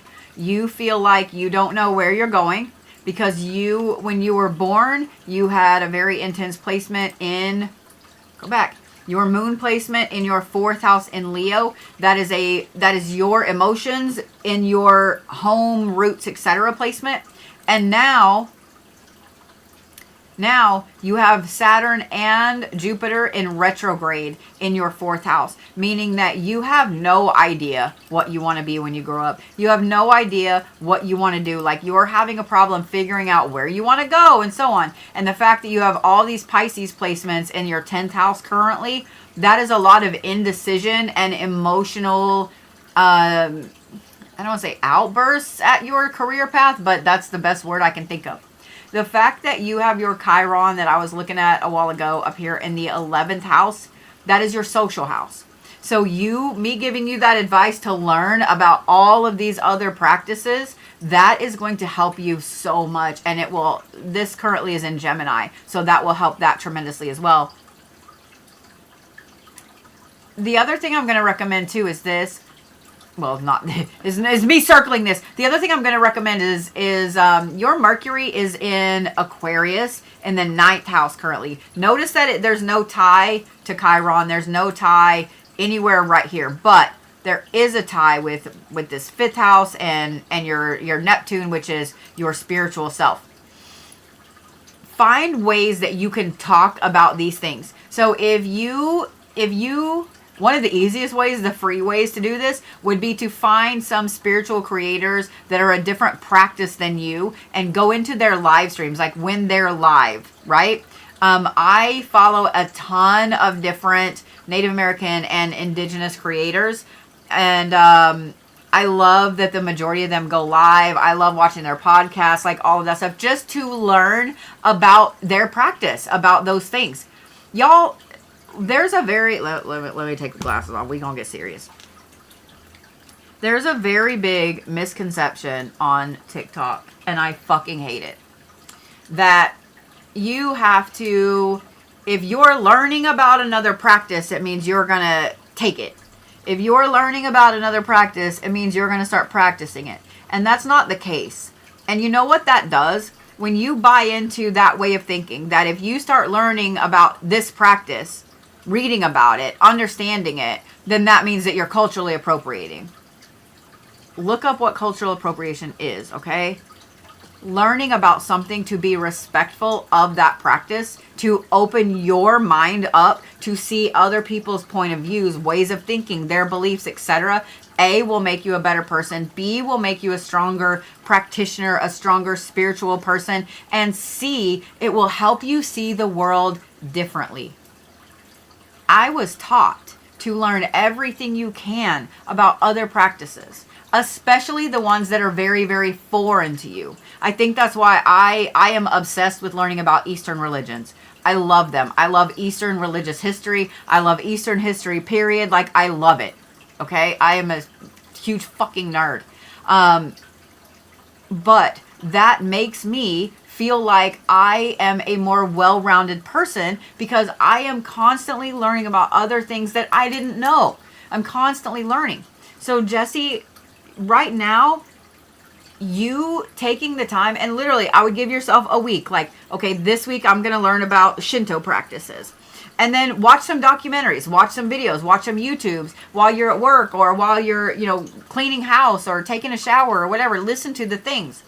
Those will help scratch that itch. And I guarantee you, the ones that come across your For You page, your, on YouTube or TikTok or wherever, are going to be the ones that give you a message you need to hear. I'm just saying.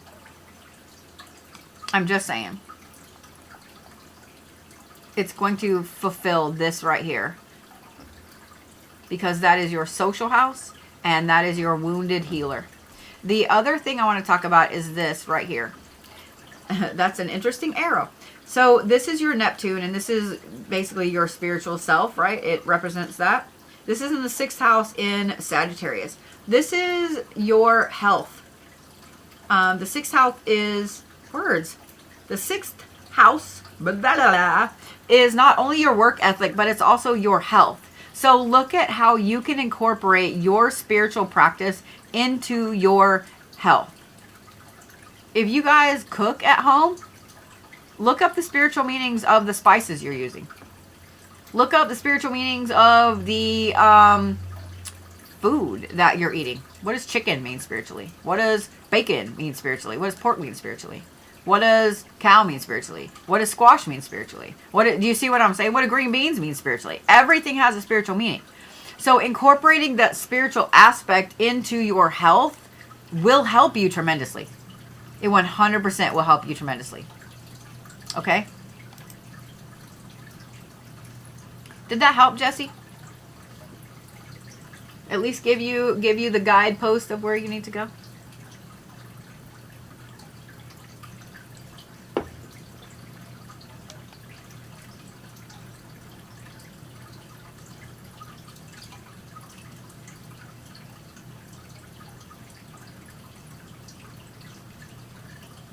You want to do more natural healing?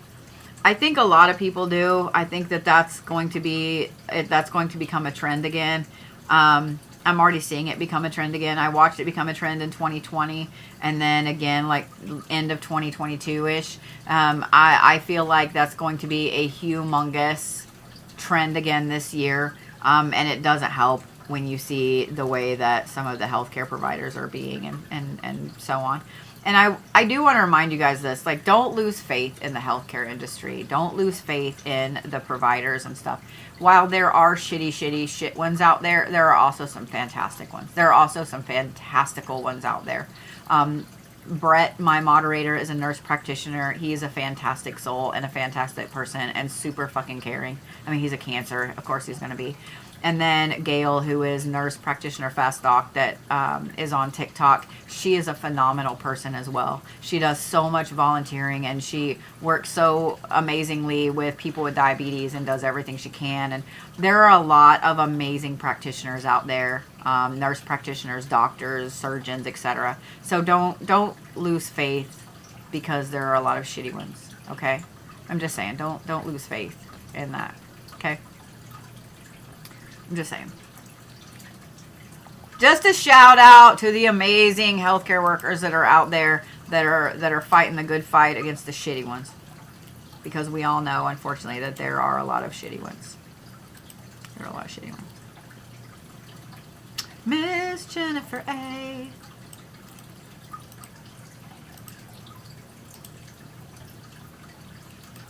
There's an Indian doctor that I follow on TikTok, and I can't remember his name, but I follow him and I follow his wife, and he's very animated, very funny. I love the shit out of him.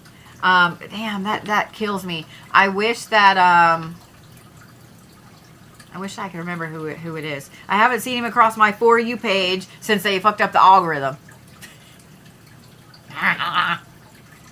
Just saying. All right. Jennifer. All over the place. Ma'am. Ma'am.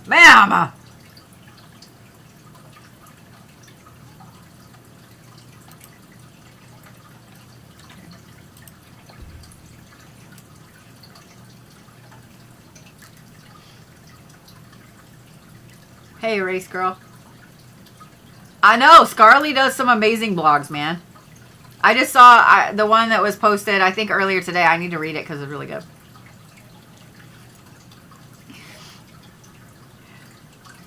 Oh, yeah, just me. It does. It does. Your current life right now. I mean, this is your current life all the time, girl. Not only is that a lot of lines in the middle, but look at the retrogrades. 1, 2, 3, 4, 5, 6. And 3 Cancer placements. Can't make that shit up. A Cancer with a Taurus rising. A Cancer. Oh, and a fucking Pisces moon. Ma'am. I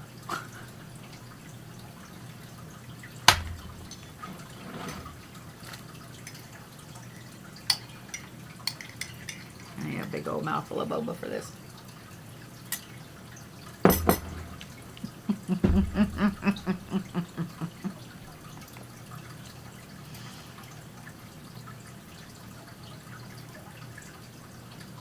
Yeah.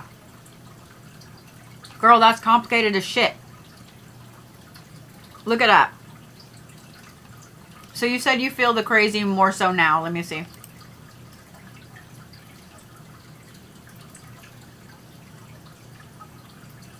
Did you ever play like Cat's Cradle with the string in your hands when you were younger? This is why you feel crazy right now.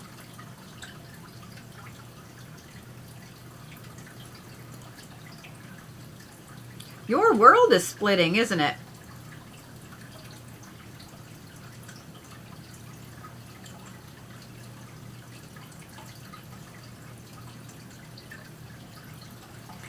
I'm going to show you. Your world's about to split. See how these are kind of everywhere? Okay.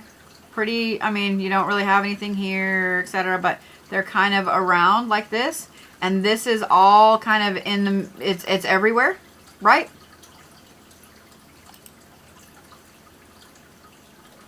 Look. Look how everything went like that.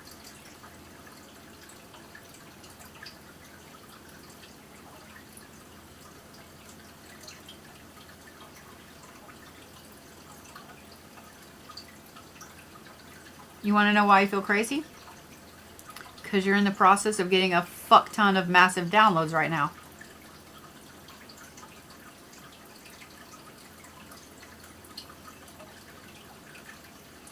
You are right in the middle of getting a massive amount of downloads. I don't think in a bad way. When you said splitting how, what you need to prepare for. Not in a bad way. And I didn't mean to say that to worry you. But did you notice? Watch. Okay? I want you to just focus on this line right here. Okay? And I want you to watch what happens when I move it to now. You see? Now, I know that that is from the time you were born till now, but see how everything went like this? Do you see that?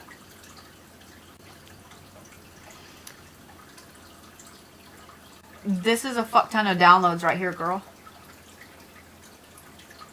A fuck ton. There's a reason that looks like computer code. There's a reason that that looks like a pattern that you should know.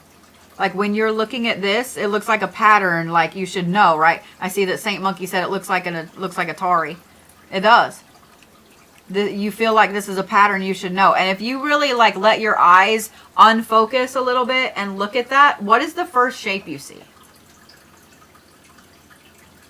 Do you see that big square with the X in the middle? Do you see the crazy trapezoid with the cross at the top? Do you see the triangles? Like, do you see what I mean? That is dude, I would be willing to bet that right now, not only do you have splitting fucking headaches out of nowhere, like you just got hit in the back of the head with a hammer, that you're having dizzy spells, that you're nauseated out of nowhere for no reason. I would not be surprised if you're worried you're having migraines all the time. And if you have migraines nearly every day, if you have migraines, I wouldn't be surprised if they've changed and shifted. I mean, obviously, go get your noggin checked, right? Go to the doctor, get your noggin checked. But that right there is a fuck ton of downloads, dude.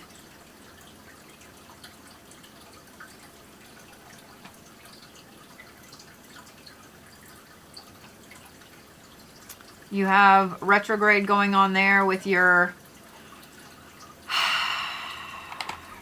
with Mercury, so your words aren't working. Your Mars is in Leo in the second house, but it's tied. This is right now, okay? And you can barely eat some days, yeah. This is right now. This is your birth chart forwarded to now. So notice that your Mars is tied in with your Jupiter up there, which is in retrograde. Girl, right now is not the time to worry about career or money.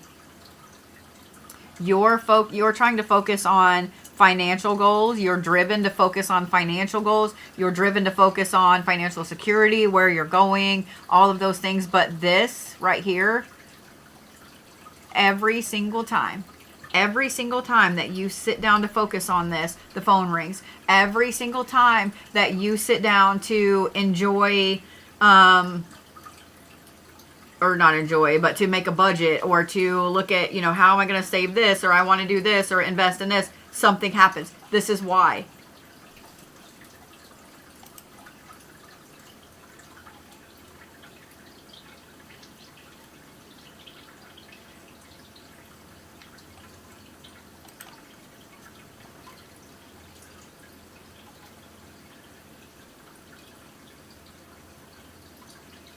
You're driven to do it, but you're not supposed to, okay?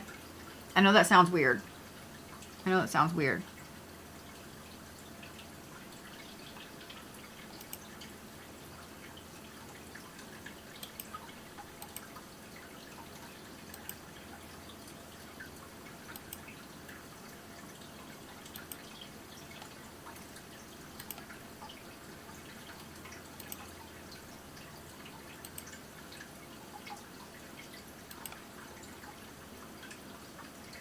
Wow, that got more. Okay. So August of this year is going to be an intense emotional month for you.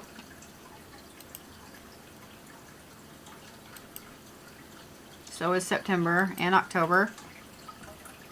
So end of the year is going to be big emotions for you. December, toward the end of the year, is going to be great. No, like a lot of those lines went away. Watch. See?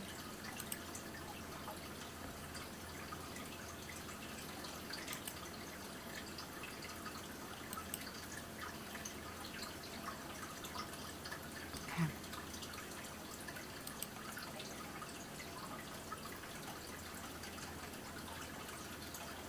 I think that this year is going to be huge shifts and changes for you. Huge shifts and changes for you. So let me ask you this, because I know I have you for a chart read. Do you want to know about what's upcoming? Or do you want to know about, do you want like me to look at your chart? Like, I feel like this is more important, but I will do whatever you would like me to do.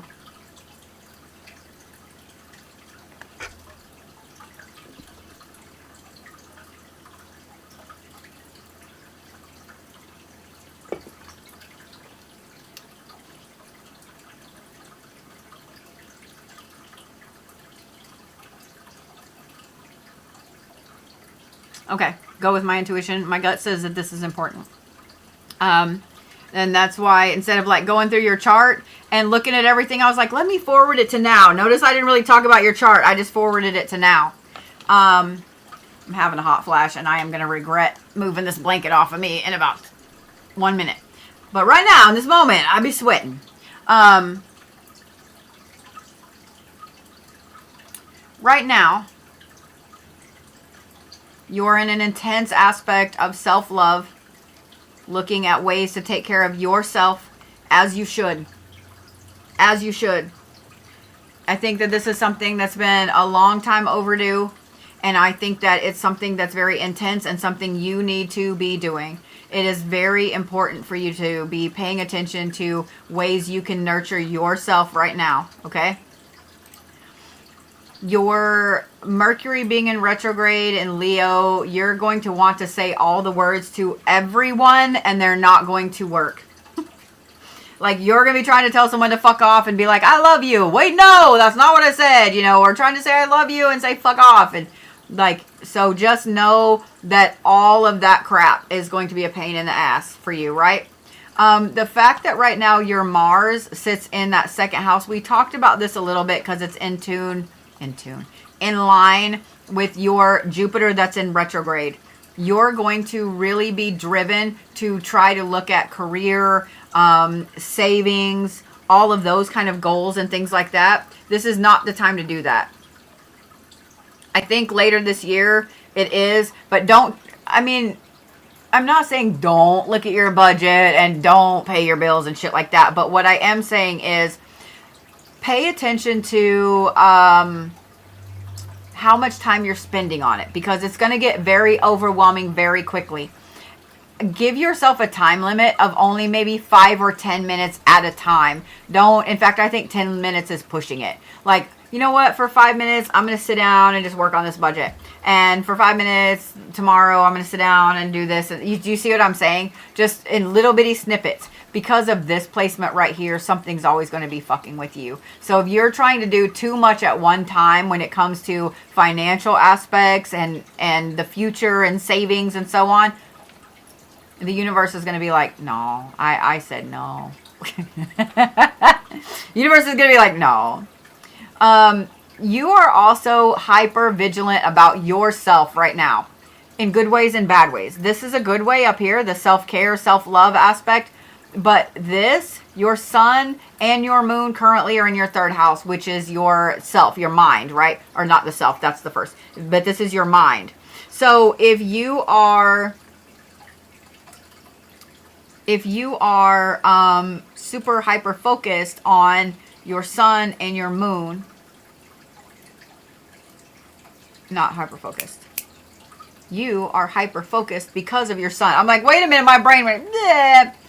You do it all day and been slipping on it home. You're hyper focused on everything. I would be 100% willing to bet that your anxiety and your worry are through the roof lately.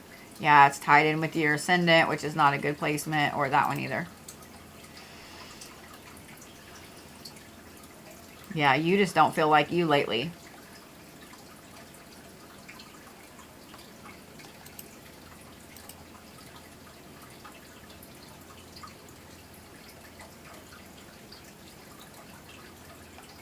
And you don't know where your drive went. Your Neptune and your Uranus are both in retrograde in your 6th chart. So your drive to do stuff, your work ethic, like how you take care of you. Even though I said, you know, you're on like a self self-healing aspect right now, self-love aspect. These two placements being in retrograde in that 6th house also tell me that, like, you've been eating like shit. You've been eating like shit. Like, we're just going to call it what it is. You've been eating like shit and haven't been really taking care of the physical meat sack. And that's going to be a hard habit to break too right now, because you're going to be in that for a while this year. I would bet, hang on.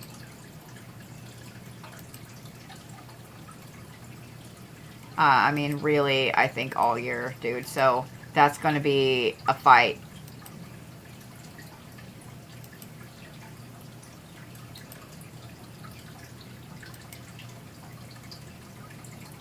It is not until 2031 that that placement moves out of your 6th house.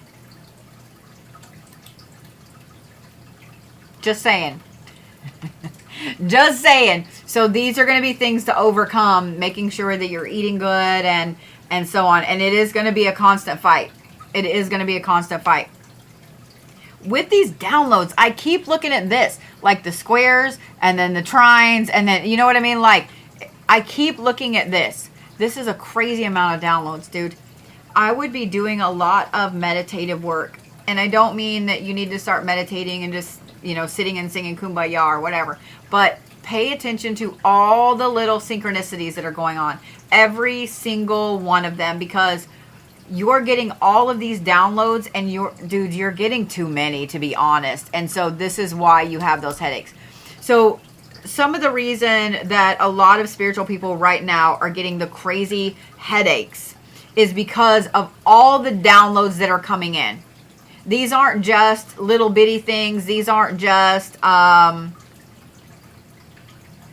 you know, oh, I had a realization about my childhood. Oh, I had a realization about this. It's not just that. These are big, massive monster revelations. And you keep having like 10 of them at once. So it's like a bottleneck, because your third eye is only as wide as it is, right? It's just like your hands are only as big as they are. So you can only hold so many things in your hands before you can't hold them anymore.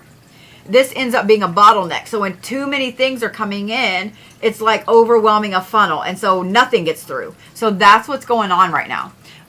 My advice is going to be a lot of frequency therapy. So the solfeggio frequencies, sound bowls, tuning forks, any of those things that you like, that your brain likes right now, okay? So while you're on the self-care and making sure that Jennifer is taken care of spiritually and the self is taken care of, look at a lot of frequencies.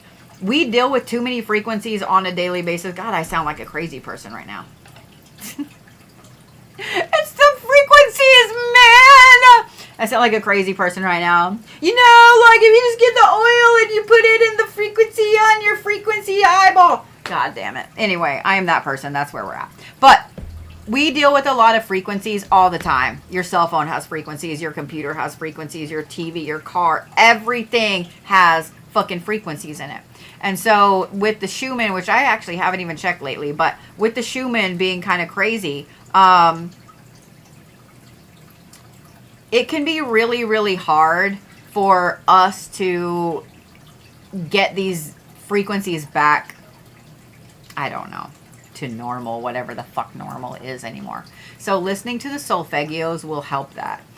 The other thing I'm going to recommend is listening to anything between like 7.5 hertz and 8 hertz. Because that's the natural frequency of the earth, is like 7.5. So listening to that will help your body kind of calm back down a little bit.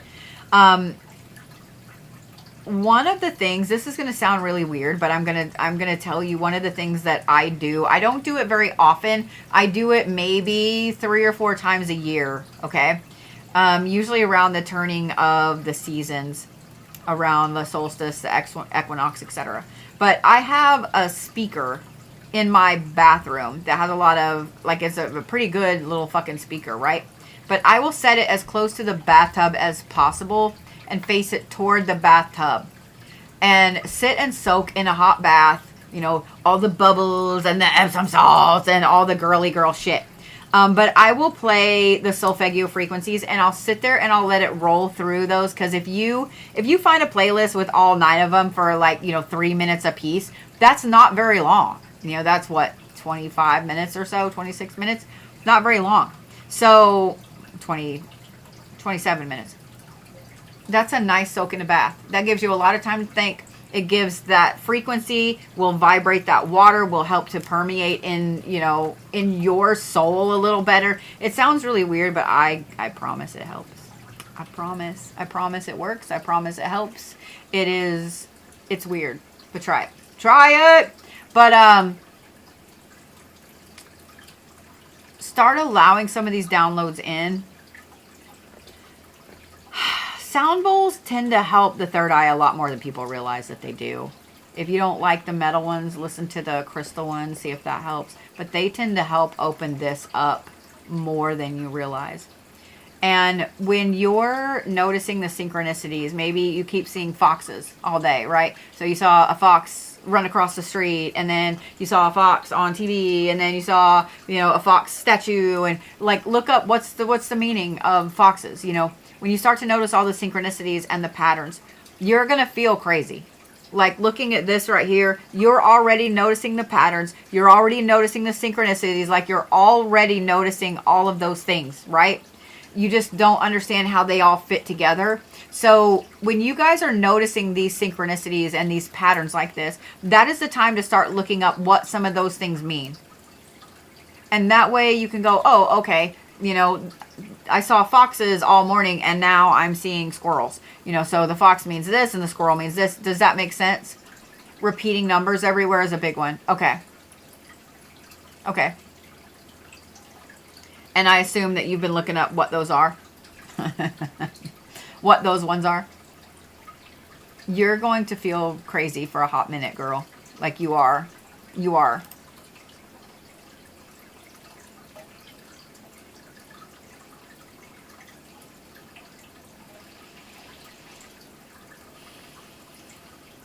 And having a Pisces moon, you're going to be overly emotional too.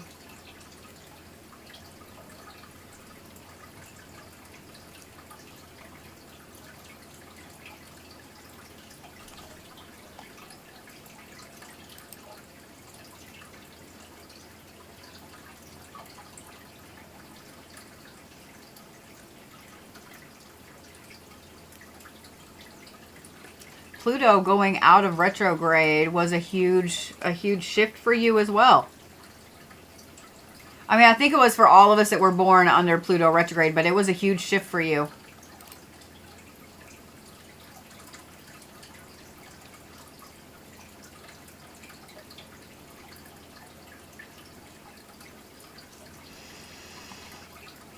Spend a lot of time with your spiritual self, Jennifer.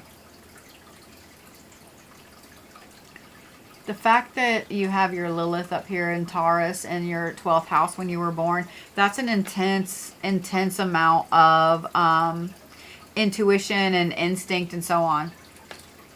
Right? You're writing them down to remember to look at them up later, yeah. I would start paying attention to what time you see them too. I mean, obviously, if it's 11:11 in the morning, you know that it was 11:11, but pay attention to, well, I saw 333 6 times while I was at lunch today. And you need to treat these things like a logic puzzle. And I think that will help to give you a lot of what's going on with these downloads. You need to treat them like a logic puzzle. You know, I saw 333 3 times today at lunch, which was right around 12. What does the spiritual meaning of noon mean? And then what is the number 33? What does the number 333 mean? What does the number 3 mean? Do you see what I mean? Treat it like a logic puzzle, because when you write it down like that, it's going to be easier for you to go, oh, it means, you know, whatever. I'm just saying.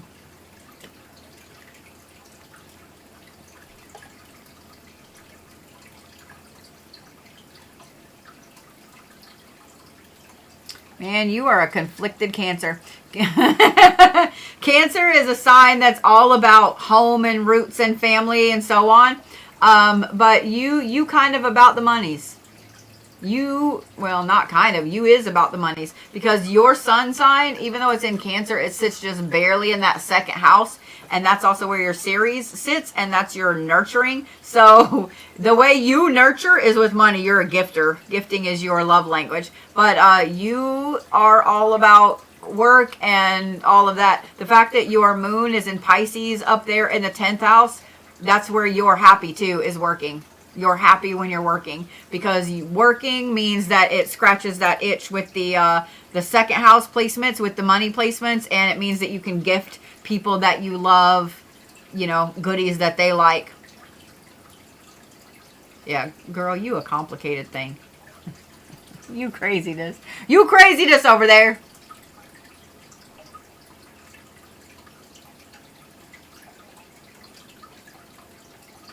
You love your job?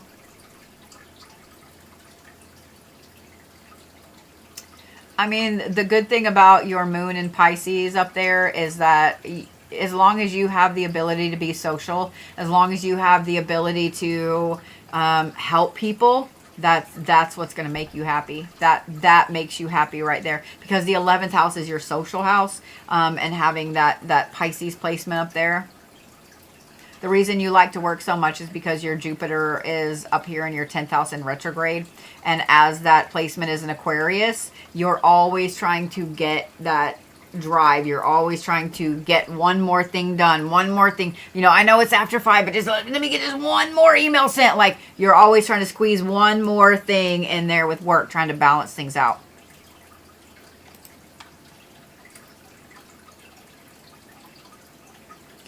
Did I answer your questions? Is that, I mean, I know you really didn't have questions. You told me to do it intuitively, which one I wanted to do. I think your year this year is going to be intense, but like I said, this is a split that's coming up. I don't think it's in a bad way, but I think that you are going to have to make a decision this year about keeping the things that you give out to other people more in tune with what you're taking in. More of a balance. I think that's really going to be the big split for you.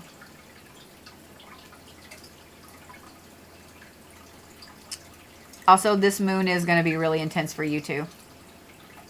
It's going to be really intense for you.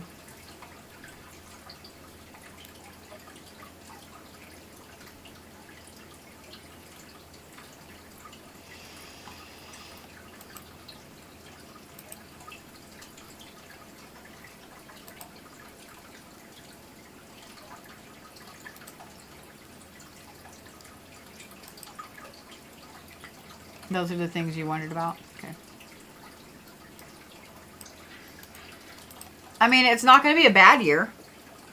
It's just going to be intense. It's just going to be intense. Don't do what I do and not eat, okay? Let me just tell on myself. Let me just tell on myself.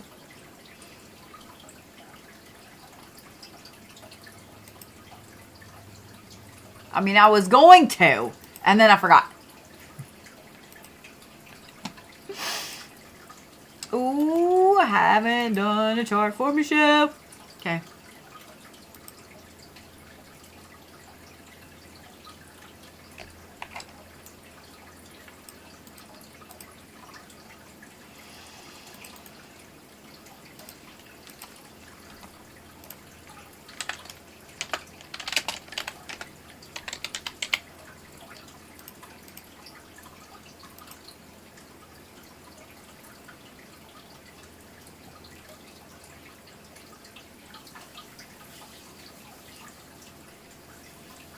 Yeah, I think it's going to be a good year, Jennifer. You're going to, like, by the end of this year, I think that you'll look back and be like, oh my God, I grew so much. It's going to be a year of intense growth for you. And there are going to be people that aren't going to like the new Jennifer, just so you know. Let them. All right, Michelle. An Aquarius with a Leo moon. An Aquarius with a Leo moon and a Leo rising and a Leo ascendant. I already can't with you, girl. I already can't with you. I don't have enough boba for all of this. Ma'am. Ma'am.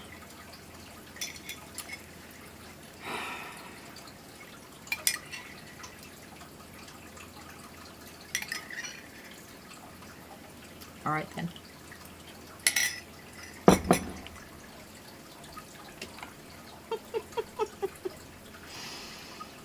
Hmm.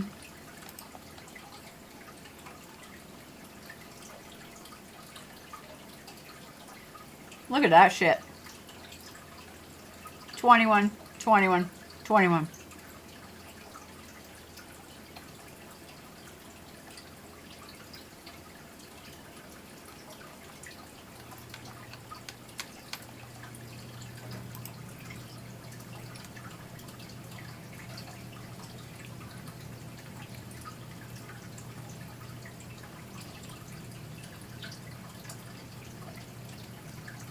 All right, Michelle.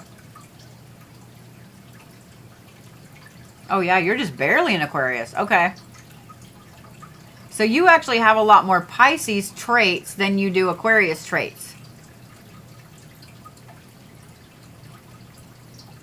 All right. You are so funny. The reason that I was joking, I said I already can't with you. Oh, if y'all see orbs on TikTok or YouTube, timestamp them and send it to me. So that way I know. I've been trying to keep track of all of them. I need to pull those 2 big ones from Monday off and put them on their own little video because those things were crazy. But the reason that I said I can't with you and was laughing and joking about it is that you're one or the other, either super balanced or super not super, like you just feel unhinged, like there's no in between, right? Because you have the 2 signs that really govern who you are. Your sun sign and your rising are both in Aquarius. And then you have your moon, which is your emotions, and your descendant, which is your shadow self, the part you hide, in Leo. So you are either super balanced or super not. Super not.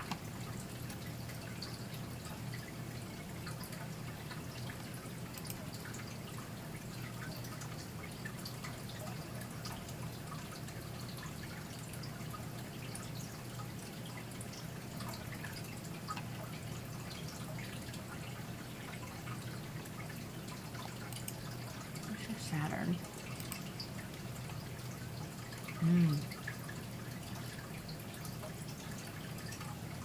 Girl, you start so many things.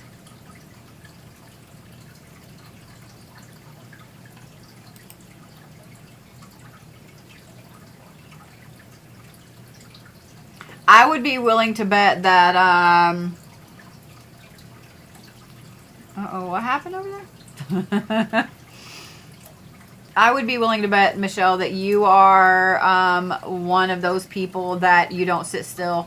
You always, I would bet you're like me, your ADHD has ADHD. You are always moving around, always doing something, always fidgeting, always, you know, how I'm sitting here like messing with this all the time. You're always doing something. The fact that your Pluto is in retrograde up there in the 9th house, you are always learning 6 things at the same time. You always want to plan 9 vacations. You have a problem like focusing on... You have a problem focusing on the things you want to do. You don't know what you want to be when you grow up.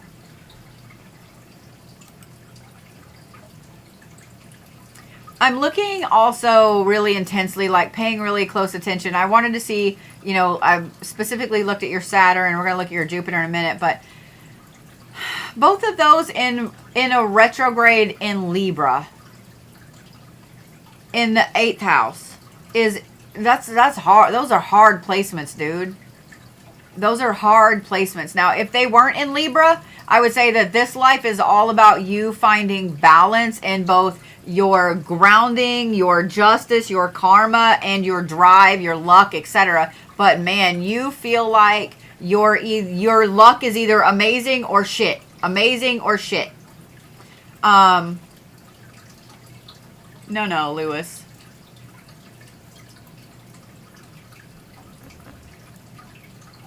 Yeah, y'all don't ever fall for that. You know, the next 5 people to message me this or this, get this. Please don't fall for that. Please don't fall for that. And in case you haven't seen my latest video, please don't buy whatever that damn book is by the lady that keeps spamming all over TikTok.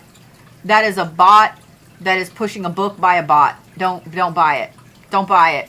That's bullshit. the fact that they are doing a blitz on every larger spiritual creator is absolute bullshit. And that should tell you right there that that is a shit book. That is a shit book. I guarantee you they had Chat GPT write it. It is a shit book. Just saying. Pisses me off. But, Michelle,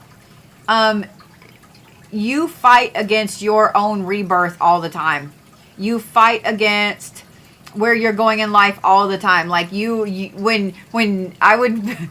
I'd be willing to bet that you have made the joke repeatedly that your spirit guides and your guardian angels get so frustrated with you. You know, the meme where they're sitting there like this. I would bet that you've made that joke repeatedly. And you're right, because they do.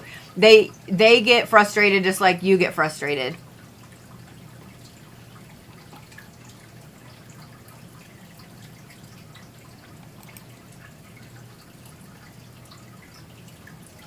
Girl, you overthink everything about every relationship you have ever had.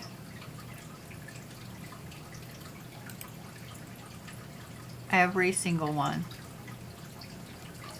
You still stress about your first relationship from kindergarten. Ma'am.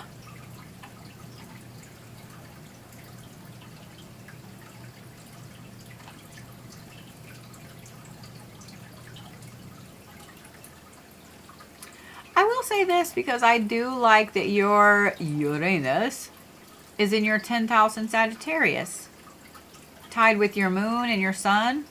Do you like what you do?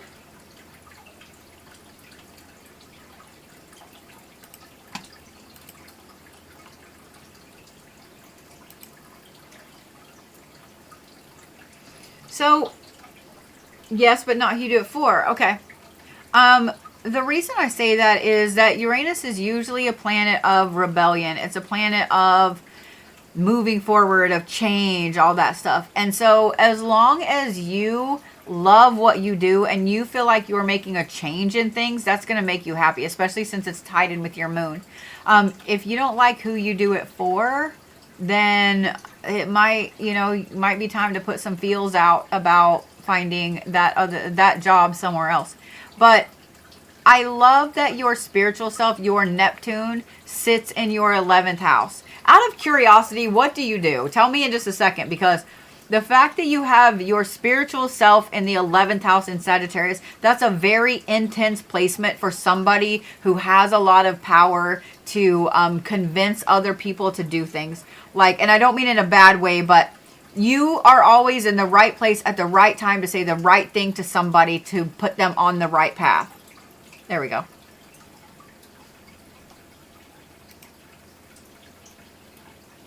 And being a Leo, you're not afraid to say it to him. Or having a Leo moon, you're not afraid to say it to him.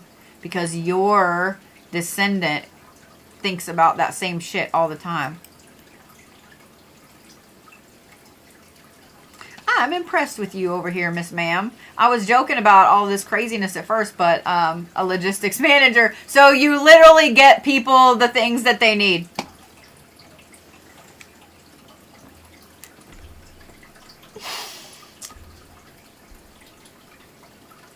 That's funny. That's funny. And you fix all the shit. Oh my God. You feel like you have to fix everything. Why? I love... Hang on. I want to look at something because these 21s right here, those stood out to me, right? Those stand out. That's crazy for it to be 21.1 in all three of those.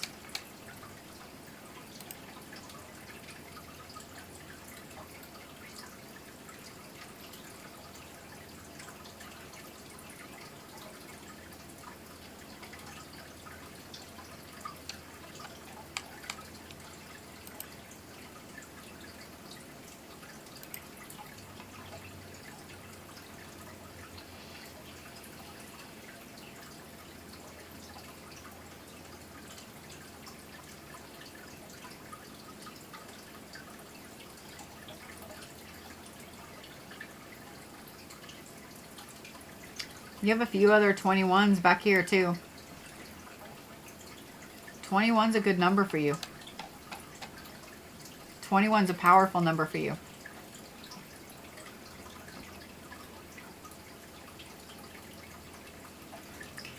I like that your air is just slightly bigger than the other 3. I like that the other 3 are completely balanced, because that means that your emotions are balanced out by that earth.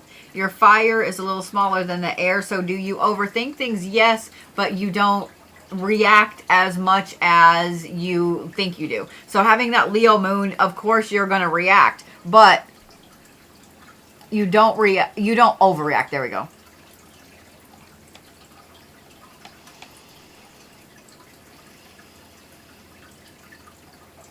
You're pretty balanced in what you put out and what you take in.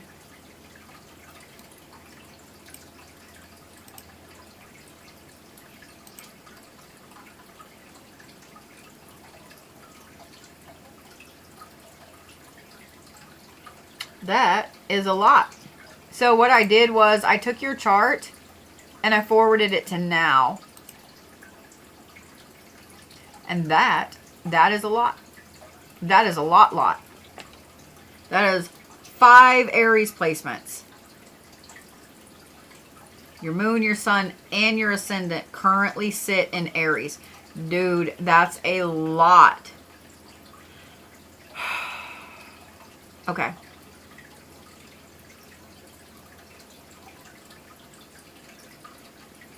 Part of the reason you're dissatisfied with your job right now is because your Neptune has moved over into the 9th house and it's in retrograde. So even though you love what you do, this is partially why you're dissatisfied with your job right now.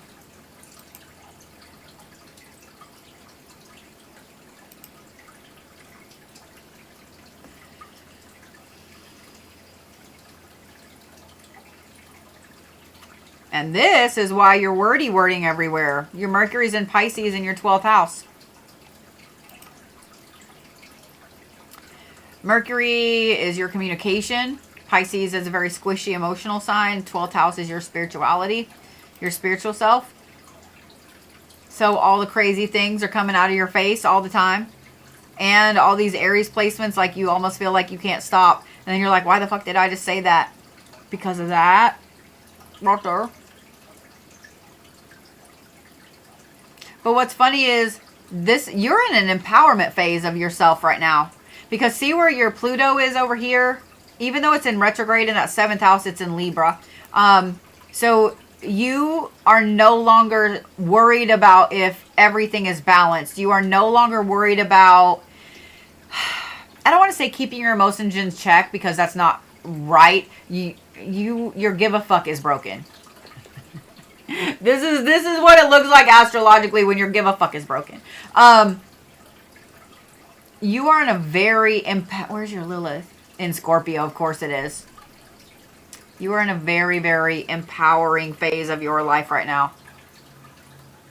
An insane empowering phase of your life.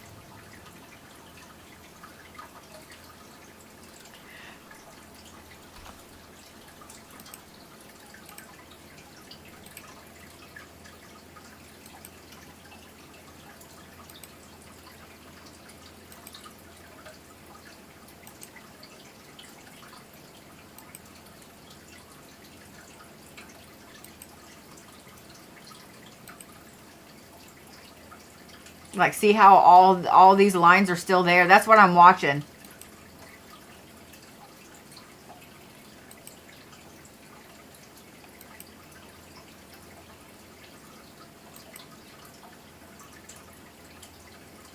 Dude, this entire year, things don't start to spread out until September. So see how these start to kind of spread out a little bit in August? And then these lines get a little less in September.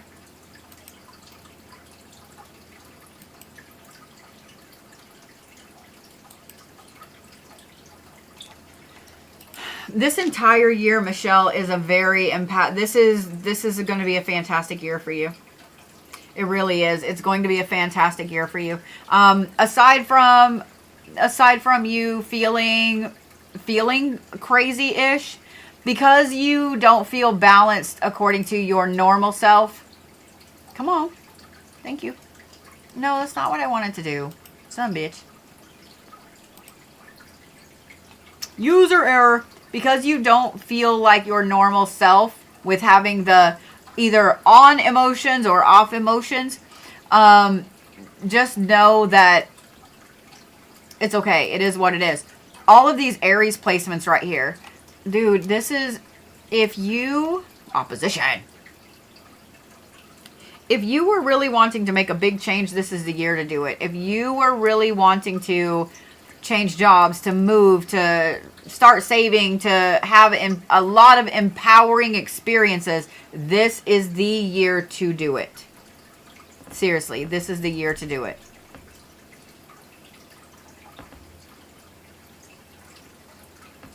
I can't reiterate that enough. You're going to feel like you don't have any drive. You're going to feel like you don't know what you want to be when you grow up. You're going to feel like, you know, you're not doing everything at your job that you feel like you used to do. You're going to feel like all of that, but it's going to prompt you to make changes in a whole bunch of areas because your Mars is currently in Aries and it sits just barely. See that line? Just barely.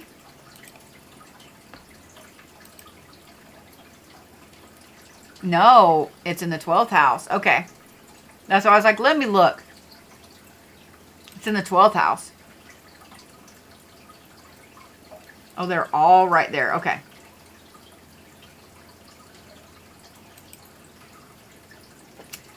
This is an empowerment year for you. This is a 100% empowerment year for you. Anything new? Oh, you want to start your own business? This is the year. This is the year. I would look up, if you're wanting to start a business, I would look up days that numerologically equal a 4, because that's a good day to set your foundations in place. 21, as I mentioned, shows up through your chart repeatedly. That is a good number for you as well. But 4 is foundations, and that's a good day for you to put things in place. And then numerologically, the days that are a 1,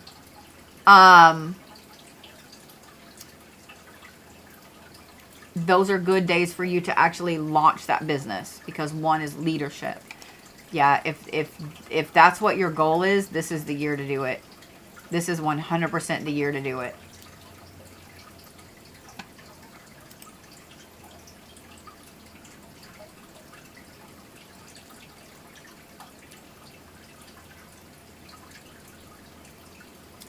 Did I answer what you needed to know?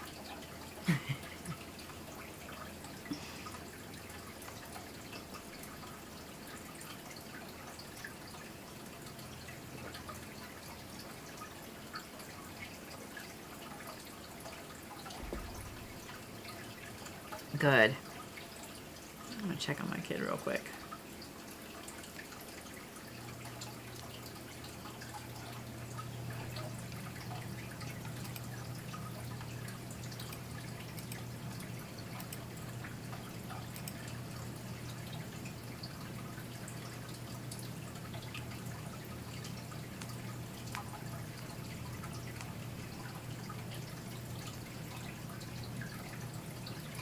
Damn it.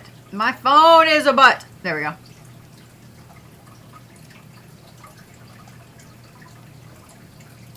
It says killing me that it's not like checking the things in that need to be checked in. Okay, there we go.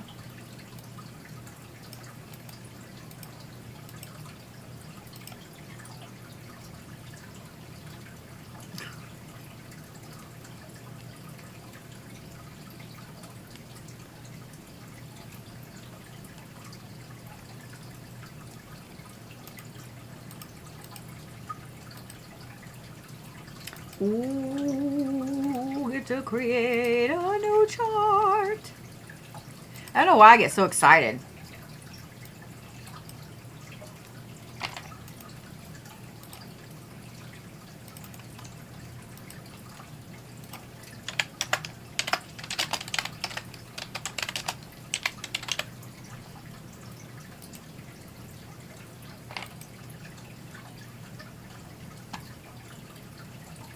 Oh, look at all that squishy Pisces in the air.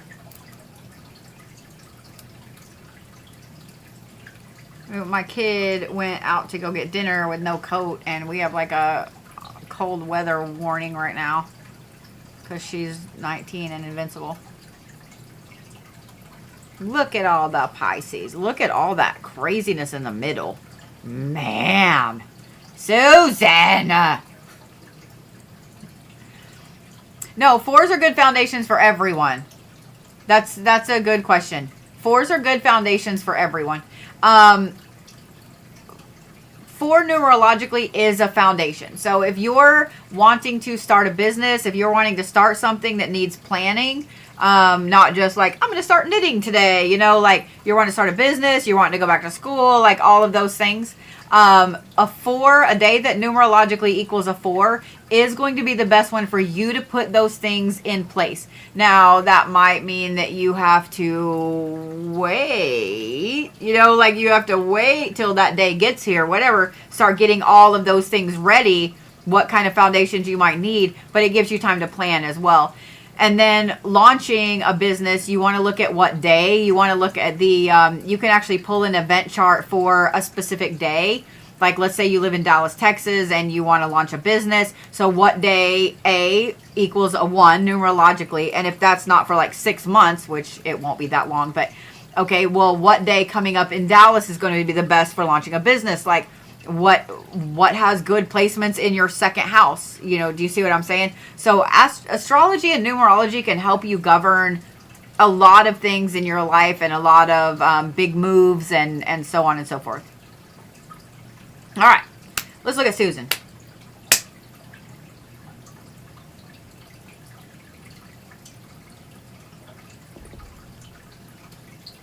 I am so ready for this winter to kind of be over with a little bit. I feel like the fucking crypt keeper over here. I'm so dry.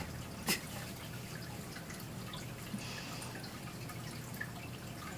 killing me.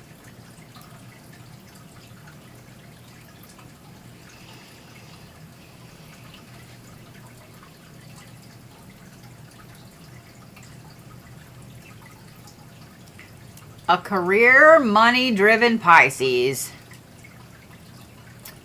Pisces with a Gemini rising, an Aquarius moon, okay, and an angry streak because you got a Sagittarius descendant.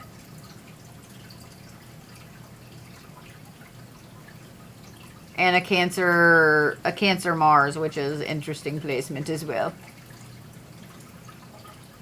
Girl, you can hurt somebody's feelings like nobody's fucking business, can't you? That Mars and Cancer in the second house. Dude, you can hurt somebody's feelings like nobody's fucking business. And being a Pisces, you take everything personally when it comes to business. Okay. So the reason I'm looking at this and the reason I'm going to kind of start here is because you are very career driven. You are very financially driven. And there's nothing wrong with that. You are naturally designed to be very career driven. 3 placements in Pisces. You have more than that in your 10th house. But 3 in Pisces that all tie in with your Mars. All in water signs. Your Mars being in a cardinal sign and in your material girl house, you are always going to strive for things, for more stuff, financial security, etc. You are always going to, you're always going to have what you need, period. Like, you are never going to be without. You are one of those people that you will bust your soul's ass to make ends meet. Like, I doubt there has ever been a time when you have found yourself severely lacking with anything. Like, dude, this is somebody you want working for you right here. This is somebody you want working for you because this drive, she's always going to show up. Yeah. You aren't somebody, this is not a bad thing with all these other placements, okay? You are not somebody that's going to rebel against the you know how there are people in a workplace when you're like, okay, mail goes out at 9:30. I need your mail here at 9:20 so I can make sure to get it out. Well, fuck you. I'm going to have it there at 9:35. You know, there's always those people that want to slide in right at 9:30. Well, here's the mail. Well, I didn't get it sorted, man. You are not that person. You are going to follow the rules to the fucking letter, which probably infuriates those people that don't want to follow the rules. And you're going to make them follow the rules. And that Pisces, all those Pisces placements up there, you're very kind about it. You're nice about it. I would guarantee you that you're a fantastic management person because of those Pisces placements. We're going to talk about the butt side of it. I'm just saying we're going to talk about the butt side of it here in a minute. But those Pisces placements right there, your Sun, your, I almost said Neptune, your Mercury, and your Venus, those three right there make you a phenomenal communicator. They make you a very caring manager, a very caring coworker, etc. And the fact that they're all three of those are tied in down here, you're also very driven to be that way. Because you know if they're happy, that it makes you happy because it makes your wallet happy. The other aspect about you having a moon in Aquarius, that's another thing that, what is this tied in with? Of course you're Jupiter. You're a lucky shit. You may not think so because I see, you know, like life has not always been nice. But if you think back, I guarantee you, you have said repeatedly, oh my God, I was really lucky then. I was really lucky then. I was really lucky then. Because these two tied together, Aquarius and Gemini,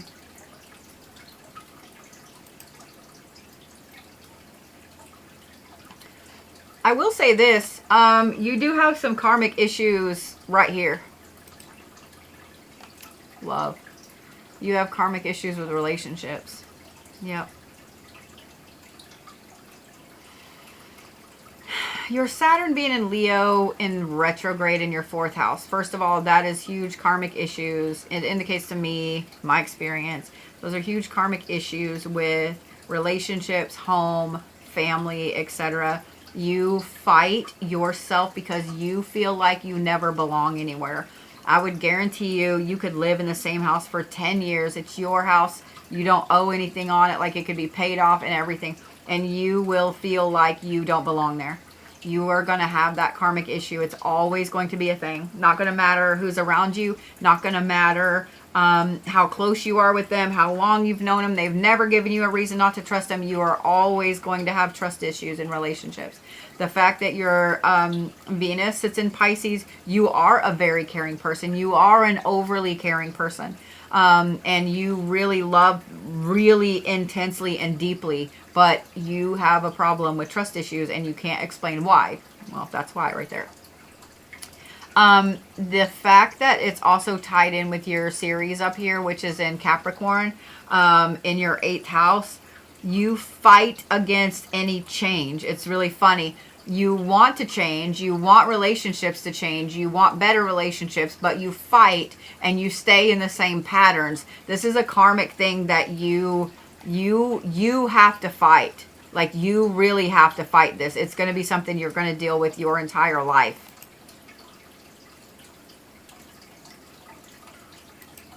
You always felt less than as a kid as well.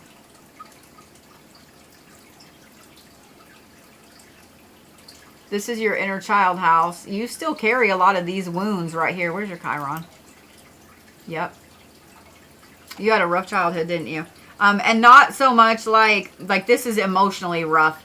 Having a Pluto in retrograde in Libra of all things, in your 5th house, that is an intense amount of not fitting in. That's an intense amount of not having friends. Very rough. I'm sorry. Blame it on your soul. Your soul's an asshole for putting you in this position, all of these things at once. But I will say, I made that joke and I didn't mean to sound mean with it, you know, that your soul's an asshole or whatever. But what I will say is these must be two big, huge things that your soul needs to deal with. This karmic issue with relationships and then this right here, getting it out of the way. So having this Pluto in retrograde right here tells me that you never fit in as a kid. It didn't matter what you did. It wouldn't have mattered if you were the rich kid and you bought everybody's love, you still wouldn't fit in. And then having this Chiron up here in Taurus in your 11th house, that's like your, my nose is itching, somebody's talking about me. That's like your wounded healer, right? So that's where you carry all of those, and that's in your social house. And the fact that that's in Taurus, Taurus is already overthink everything and they overfeel everything. They take everything personally, and so do Pisces. So having that, girl, that's a lot. That's a lot. That's heavy. That's just heavy right there. Those two placements, this one's heavy, but those two also are really heavy. So that makes you dive into work even deeper. So, I mean, I am glad that you have these placements right here, because those are fantastic placements.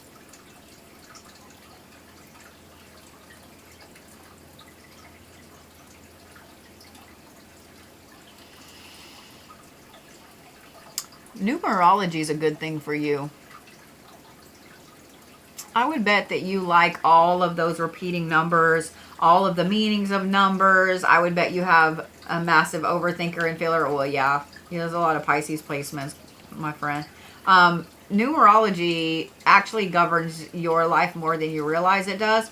That Neptune placement in your 7th house in Sagittarius, Neptune is like your spiritual self. The 7th house is interpersonal relationships and interpersonal monies and stuff like that. So, what's going to be interesting about that is numbers govern your life more than you realize that they do. You just started looking into numbers. Have you been obsessed with it? Hang on, where is it now? Hold on. 5th house in retrograde still. Okay. This is you right now.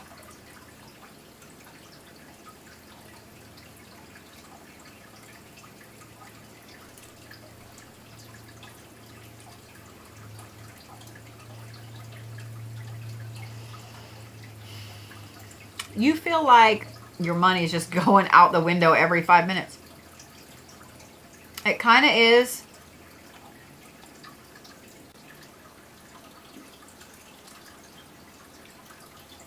So what I went to look at and then got sidetracked with that, but what I was looking at is your Neptune's down here in your 5th house. That's why you are like obsessively obsessed with numbers right now, because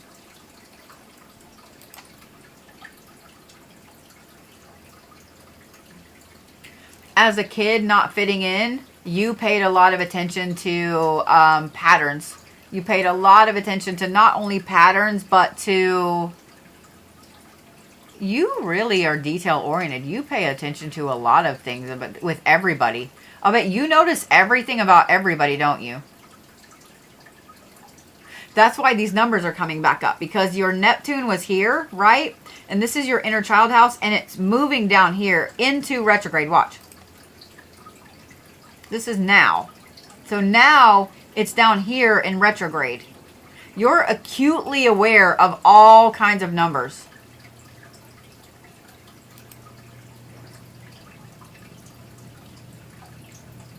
This is your chart now, okay?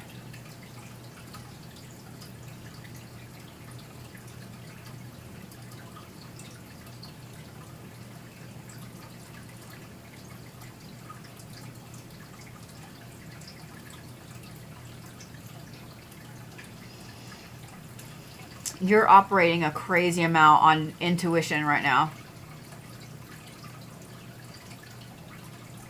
Okay.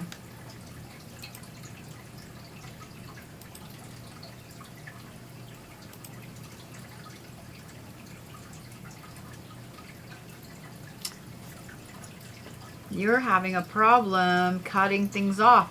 You've always been able to cut things off. See how, okay, so this is your birth chart when you were born, right? So you've got 42% of your birth chart is an immutable sign, which is endings and being able to cut things off and so on, right?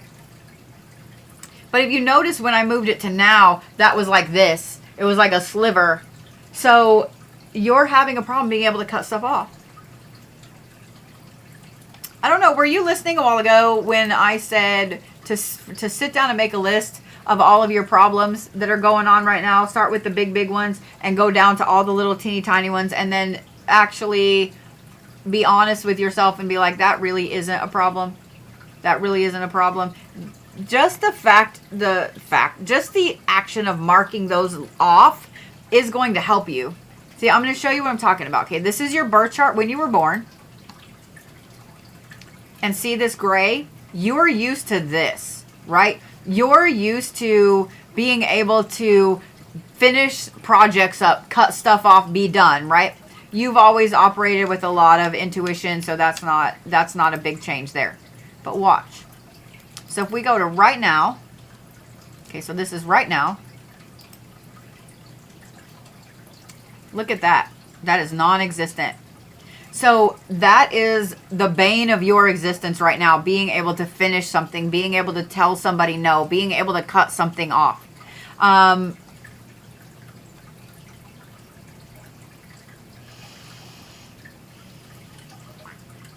I find it interesting that your Neptune is the only one that's in a mutable placement right now.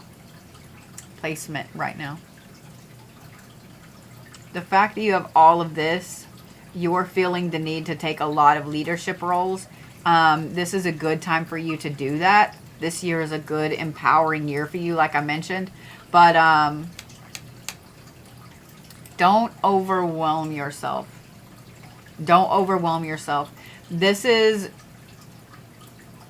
Your sun sign is still, or is back in your 10th house. So you feel more driven. Your Mars is now up in your 1st house. You are so driven that it's actually not even funny how driven you are to do stuff. If you wanted to make major changes, this is a good year for it. This is a good year for it. But sit down and cut things off. Like, actively make yourself cut things off. Days that are numerologically, you took a job, work by yourself. Right on. Days that are numerologically a 9 are going to be the best days for you to do endings on, right? To tell somebody to fuck off, to quit this group or that group or whatever. Okay? Does that make sense? Does that help? Are there more orbs? It does not surprise me.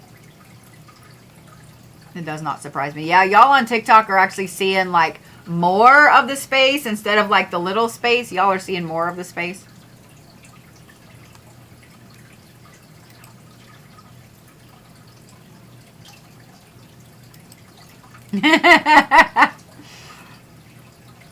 They need to let me sleep tonight. That's all I can say. They need to let me sleep tonight. They be getting crazy some nights. Be getting loud.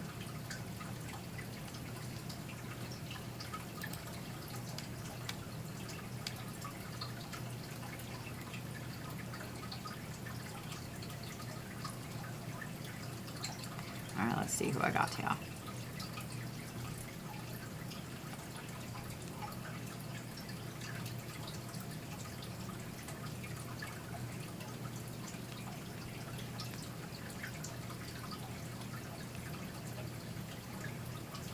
Trying to say cunt and my phone keeps saying funny. It's not funny.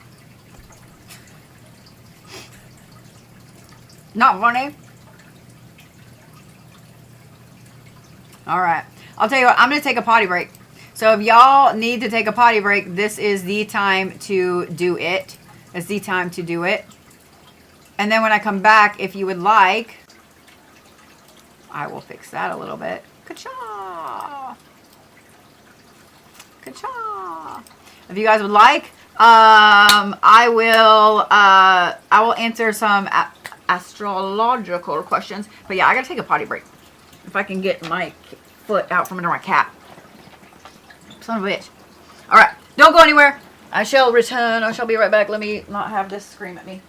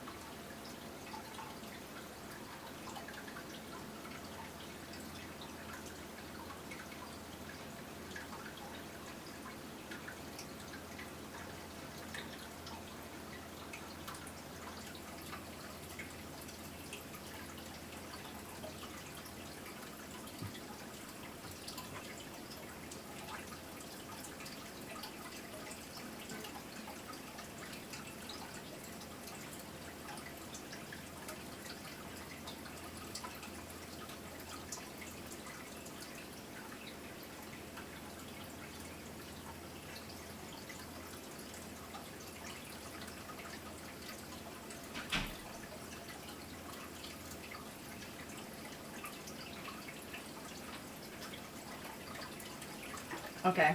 I gotta remember to not walk around with my reading glasses on, because like that made me dizzy as hell. That made me dizzy as hell. Ah, hurt brain, hurt brain. All right. And my cat, you made yourself so comfortable on my shit, dude. I love you. I love you. Dude, this cat. This cat right here. This cat right here. I love him. He's a nutcase. I love him. So, what kind of questions can I answer for you guys about astrology? These kind of wear my brain out, so I got to take a break for a minute. Like they make my eyes go cross-eyed for just a hot minute. What's up, Gavin? How are you? Any more orbs go by?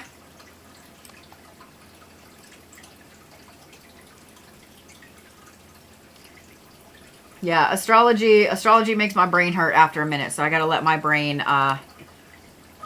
unfocus for a hot minute.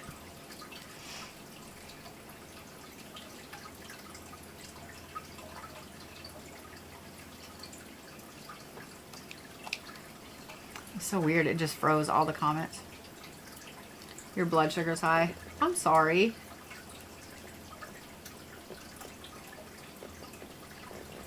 What does it mean if you're born on eclipse? You are an agent of chaos. Is it possible for a person to be born during what should be a Cancer moon? Wait, what do you mean? Be a Cancer moon, but be under another zodiac sign. So whatever your moon sign is when you were born, that's what it is.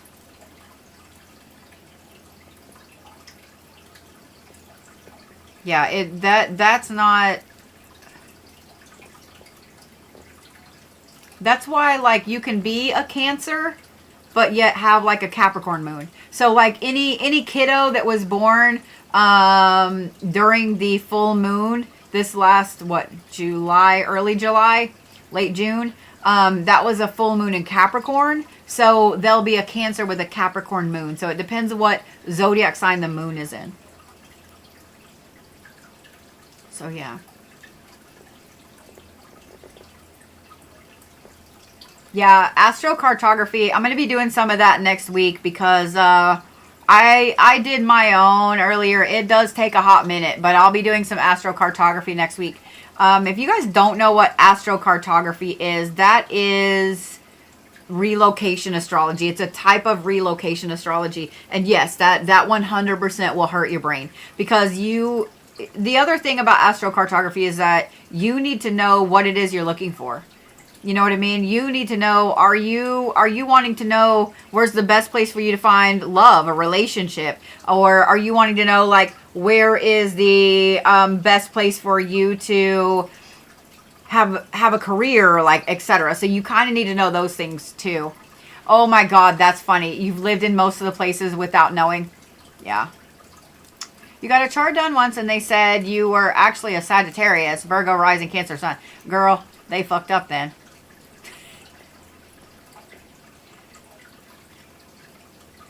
What day is your birthday? Just tell me the day. Don't tell me the year. Yeah, that's weird, dude.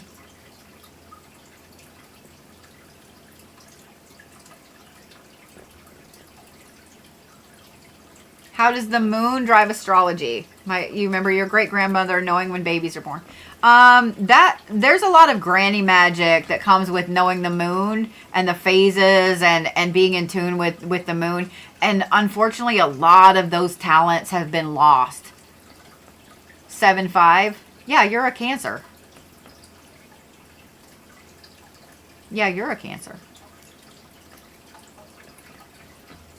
Yeah, that's weird. So they said you were a Sagittarius? That's weird, dude. I mean, unless they were saying that your moon was in Sagittarius, because that could totally be. Somebody on TikTok, Race Girl, said, holy crap, someone with my same birthday.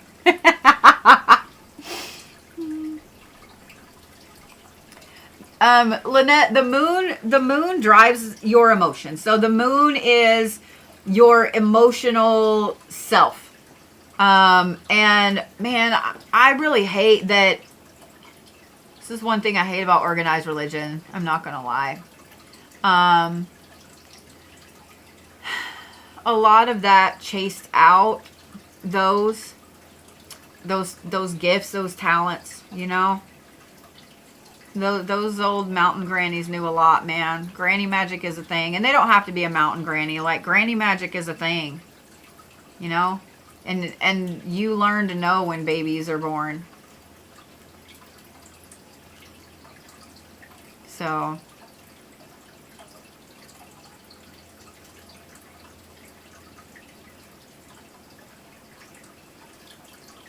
what else can I answer for you guys? I'm probably not going to stay on too much longer because, like I said, this hurts my brain after a while. It makes my eyes go cross-eyed. I will be finishing up my list tomorrow and Saturday. Will be on a lot. I'll probably be on during the day a little bit tomorrow, and then also tomorrow night. I've already got a live scheduled at like 5:30, I think, tomorrow. 5:15, 5:30 tomorrow. Yeah, January 8th is Capricorn. Yeah, anytime up until in January, from the 1st up until the 19th is yeah, she did say July 5th, yeah. You would ask me that while my brain is halfway dead. The waning is when the moon is going down. So like when it's going from full down. Your birthday is January 21st, so you're in Aquarius. Yes, you're a cusp. So you're a little far out from the cusp. You're a couple of days from the change. So you are going to have some, you are going to identify some with Capricorn. Just like people that are born like 17th, 18th are going to identify a lot with Aquarius. How do you find out the specifics of your chart if you don't know your time? If you don't know your birth time, someone can pull you an event chart instead of a natal chart. And it's just, if you know, like your mom's always told you, oh, you were born, you know, after dark, but not after midnight. So you know that sometime between, you know, what, like 7 and 11:45. So I would just say guesstimate the best time possible. Does that make sense? Guesstimate the best time possible. But somebody can pull an event chart. Or if you just know you were born in the afternoon, we can guess. You know, we can make a guesstimate and go from there. It won't be exact because the moon changes a lot. Certain signs change a lot. Your ascending can change. But we can get really, really close. Because a lot of bigger placements like Jupiter, Saturn, things like that, they don't change very much in a chart. So your big ones are going to be the same for that day. Like my mom for the longest time told me I was born right before midnight and like late at night. She kept saying late at night, right before midnight. And then come to find out, no, I was born like 8 o'clock in the fucking evening. So I never understood. I always thought that I was a Capricorn with double Libra, like a Libra ascendant, Libra moon. No. And I never felt like the thing that I put out, the personality that I put out, I never felt like that was really Libra-ish. I've known a lot of Libras, and I didn't feel like that jived, right? And so when I found my birth certificate, got my birth certificate, and put that in, and found out I'm a Virgo rising, I was like, that tracks. That tracks. So I do those. Yeah, race girl. Yeah, I do those. I'm happy to do them for you. So let's see. What's up over here? If I could change one thing about my own, what would it be? I don't know. I would have to go and look. I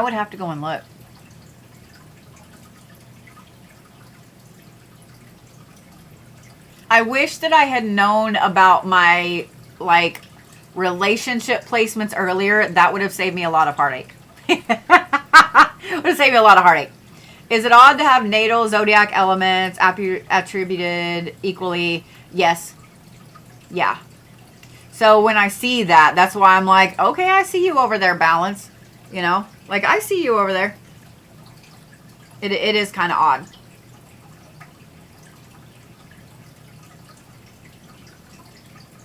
Oh shit, I just saw. So if we got a chart, when will we know you're doing it? I'll tell you what, I'll read my list for you guys for tomorrow. So here's who will be on my list tomorrow. Veronica, Leah, or Leia. You're going to be Leia, whether you like it or not. Princess Leia. Veronica, Princess Leia, Sylvie, Daisy, Karen will all be tomorrow. Cindy, H will be tomorrow. I might be able to fit in Shatteria as well. Dude, that's a cool name. That's like an elf name. Mama gave you a cool name. Stop it. Your mama gave you a cool name.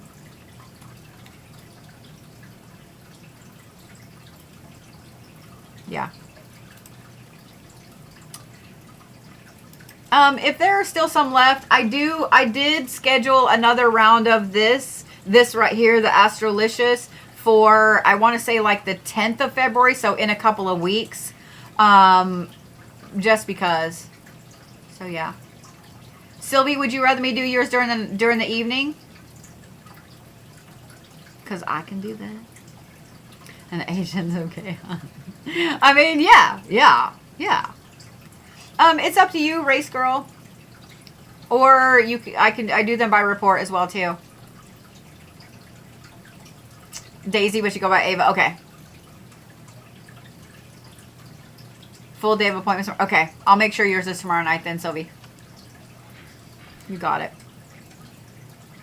I need to send you a picture because as a vet, you'll appreciate Mr. Vladdy Patty getting a fat booty now that he got fixed.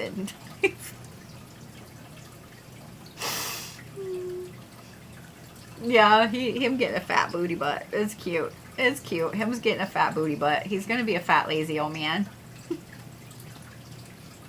He's spoiled. My kid earlier was like, he's too stupid to survive outside. I said, I don't think that he's too stupid.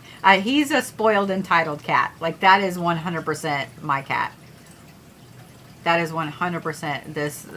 He is currently laying, I have my heated Snuggie, right? He is currently laying in the foot pocket of the heated Snuggie. Like, that's why I couldn't get my feet out of it. That's why I couldn't get my feet out of it. You got it, Veronica. You got it. Yeah, he is very hedonistic. He is very hedonistic. I have a live already scheduled for, I think, 5:30 on TikTok. It'll be the same on YouTube. I will get on during the day a little bit as well. My kid's coming home. She's got to be at work at 5. Like, so I got a bunch of running around to do tomorrow afternoon. But, yeah. Where do we find the art that is tattooed on your hands? These I do for you guys. I need to schedule some of that artwork next week. That's why I didn't schedule more astrology next week yet.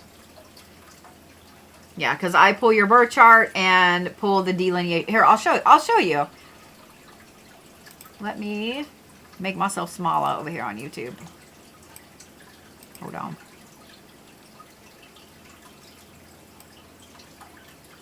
All right, here.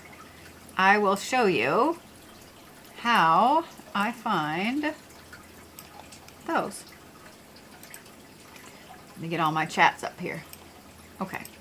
So we're going to use Susan as an example. We're going to make an example of Susan. I'm just kidding. So what I do is I pull this right here. So this is called a delineation map. And this is basically all of those points that I'm talking about, you know, like if I were to mouse over any of these. Okay, so there's, it's funny, there's your Saturn.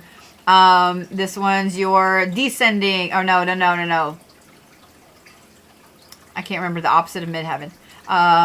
But see, these are all points. So if you were to take all of these, there's her moon right there. If you were to take all of the placements,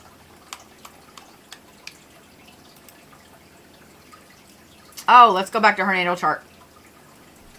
So if you take all of these placements, this is what you guys normally see, right? When you think of a birth chart, natal chart, whatever, this is what you normally see. We all think of the circle, right? The houses, the placements. But if you lay it out on a graph, this is what you get. And these are all according to the latitude and delineation of this.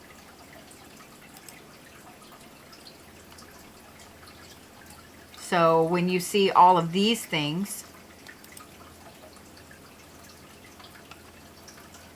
so her sun, that is the longitude and the delineation of that. So that delineation and the longitude makes a graph. And when you get that graph, then I take this. This is your actual birth chart one, Susan. So then I take this and I look at, okay, would this up here make a better art piece, or would this down here make a better art piece?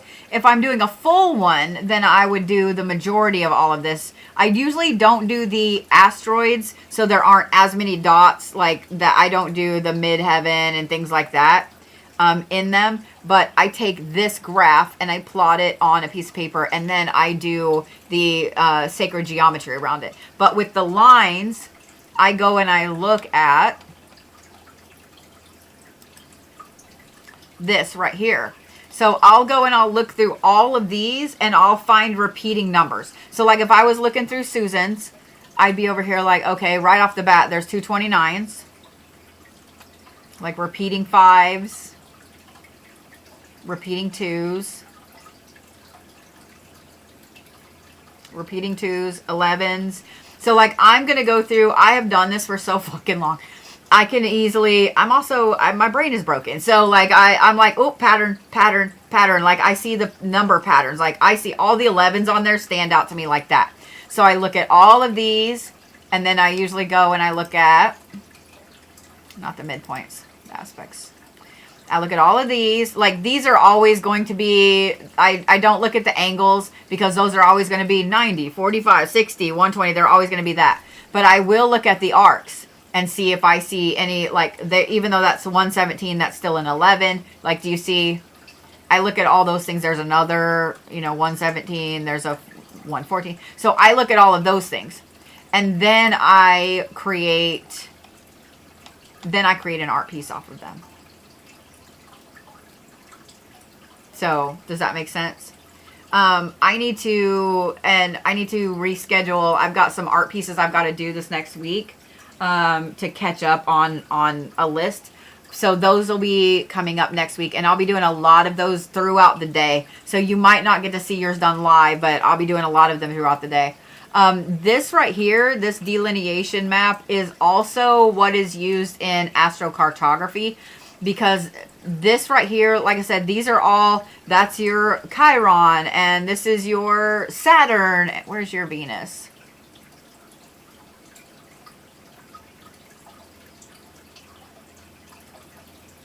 Damn it. Susan, where's your Venus?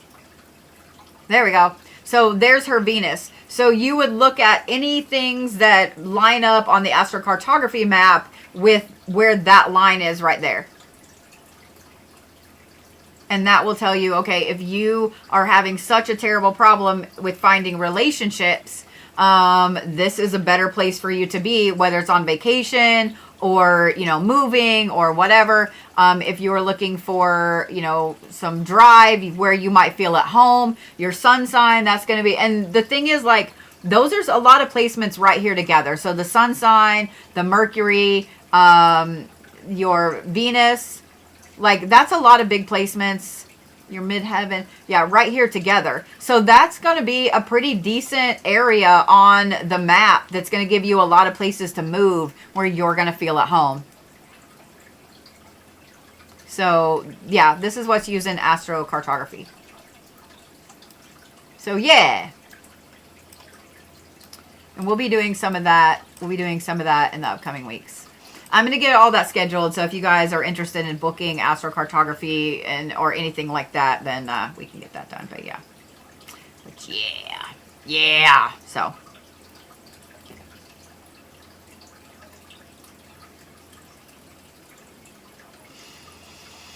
So let's see. Did I miss questions? Well, Brandon, I will have an Astrology 101 class starting towards the end of February. Like I said, I'm waiting on a couple of dates to find out if I'm going to be somewhere, so I know when I can start this class. I should know by Monday, so that way I can get it announced. So if you guys are wanting to learn astrology, we can do that. We can do it. We can do it. So everybody needs ink therapy. Everybody needs ink therapy. So, all right, guys. Well, I'm gonna get off here for the evening. Go take some migraine meds. I've got a couple of things I've got to finish, some reports I've got to finish for some people. I'll get them out. Yeah. So I'll see you guys tomorrow. I'll see you guys tomorrow. Y'all have a good evening, okay?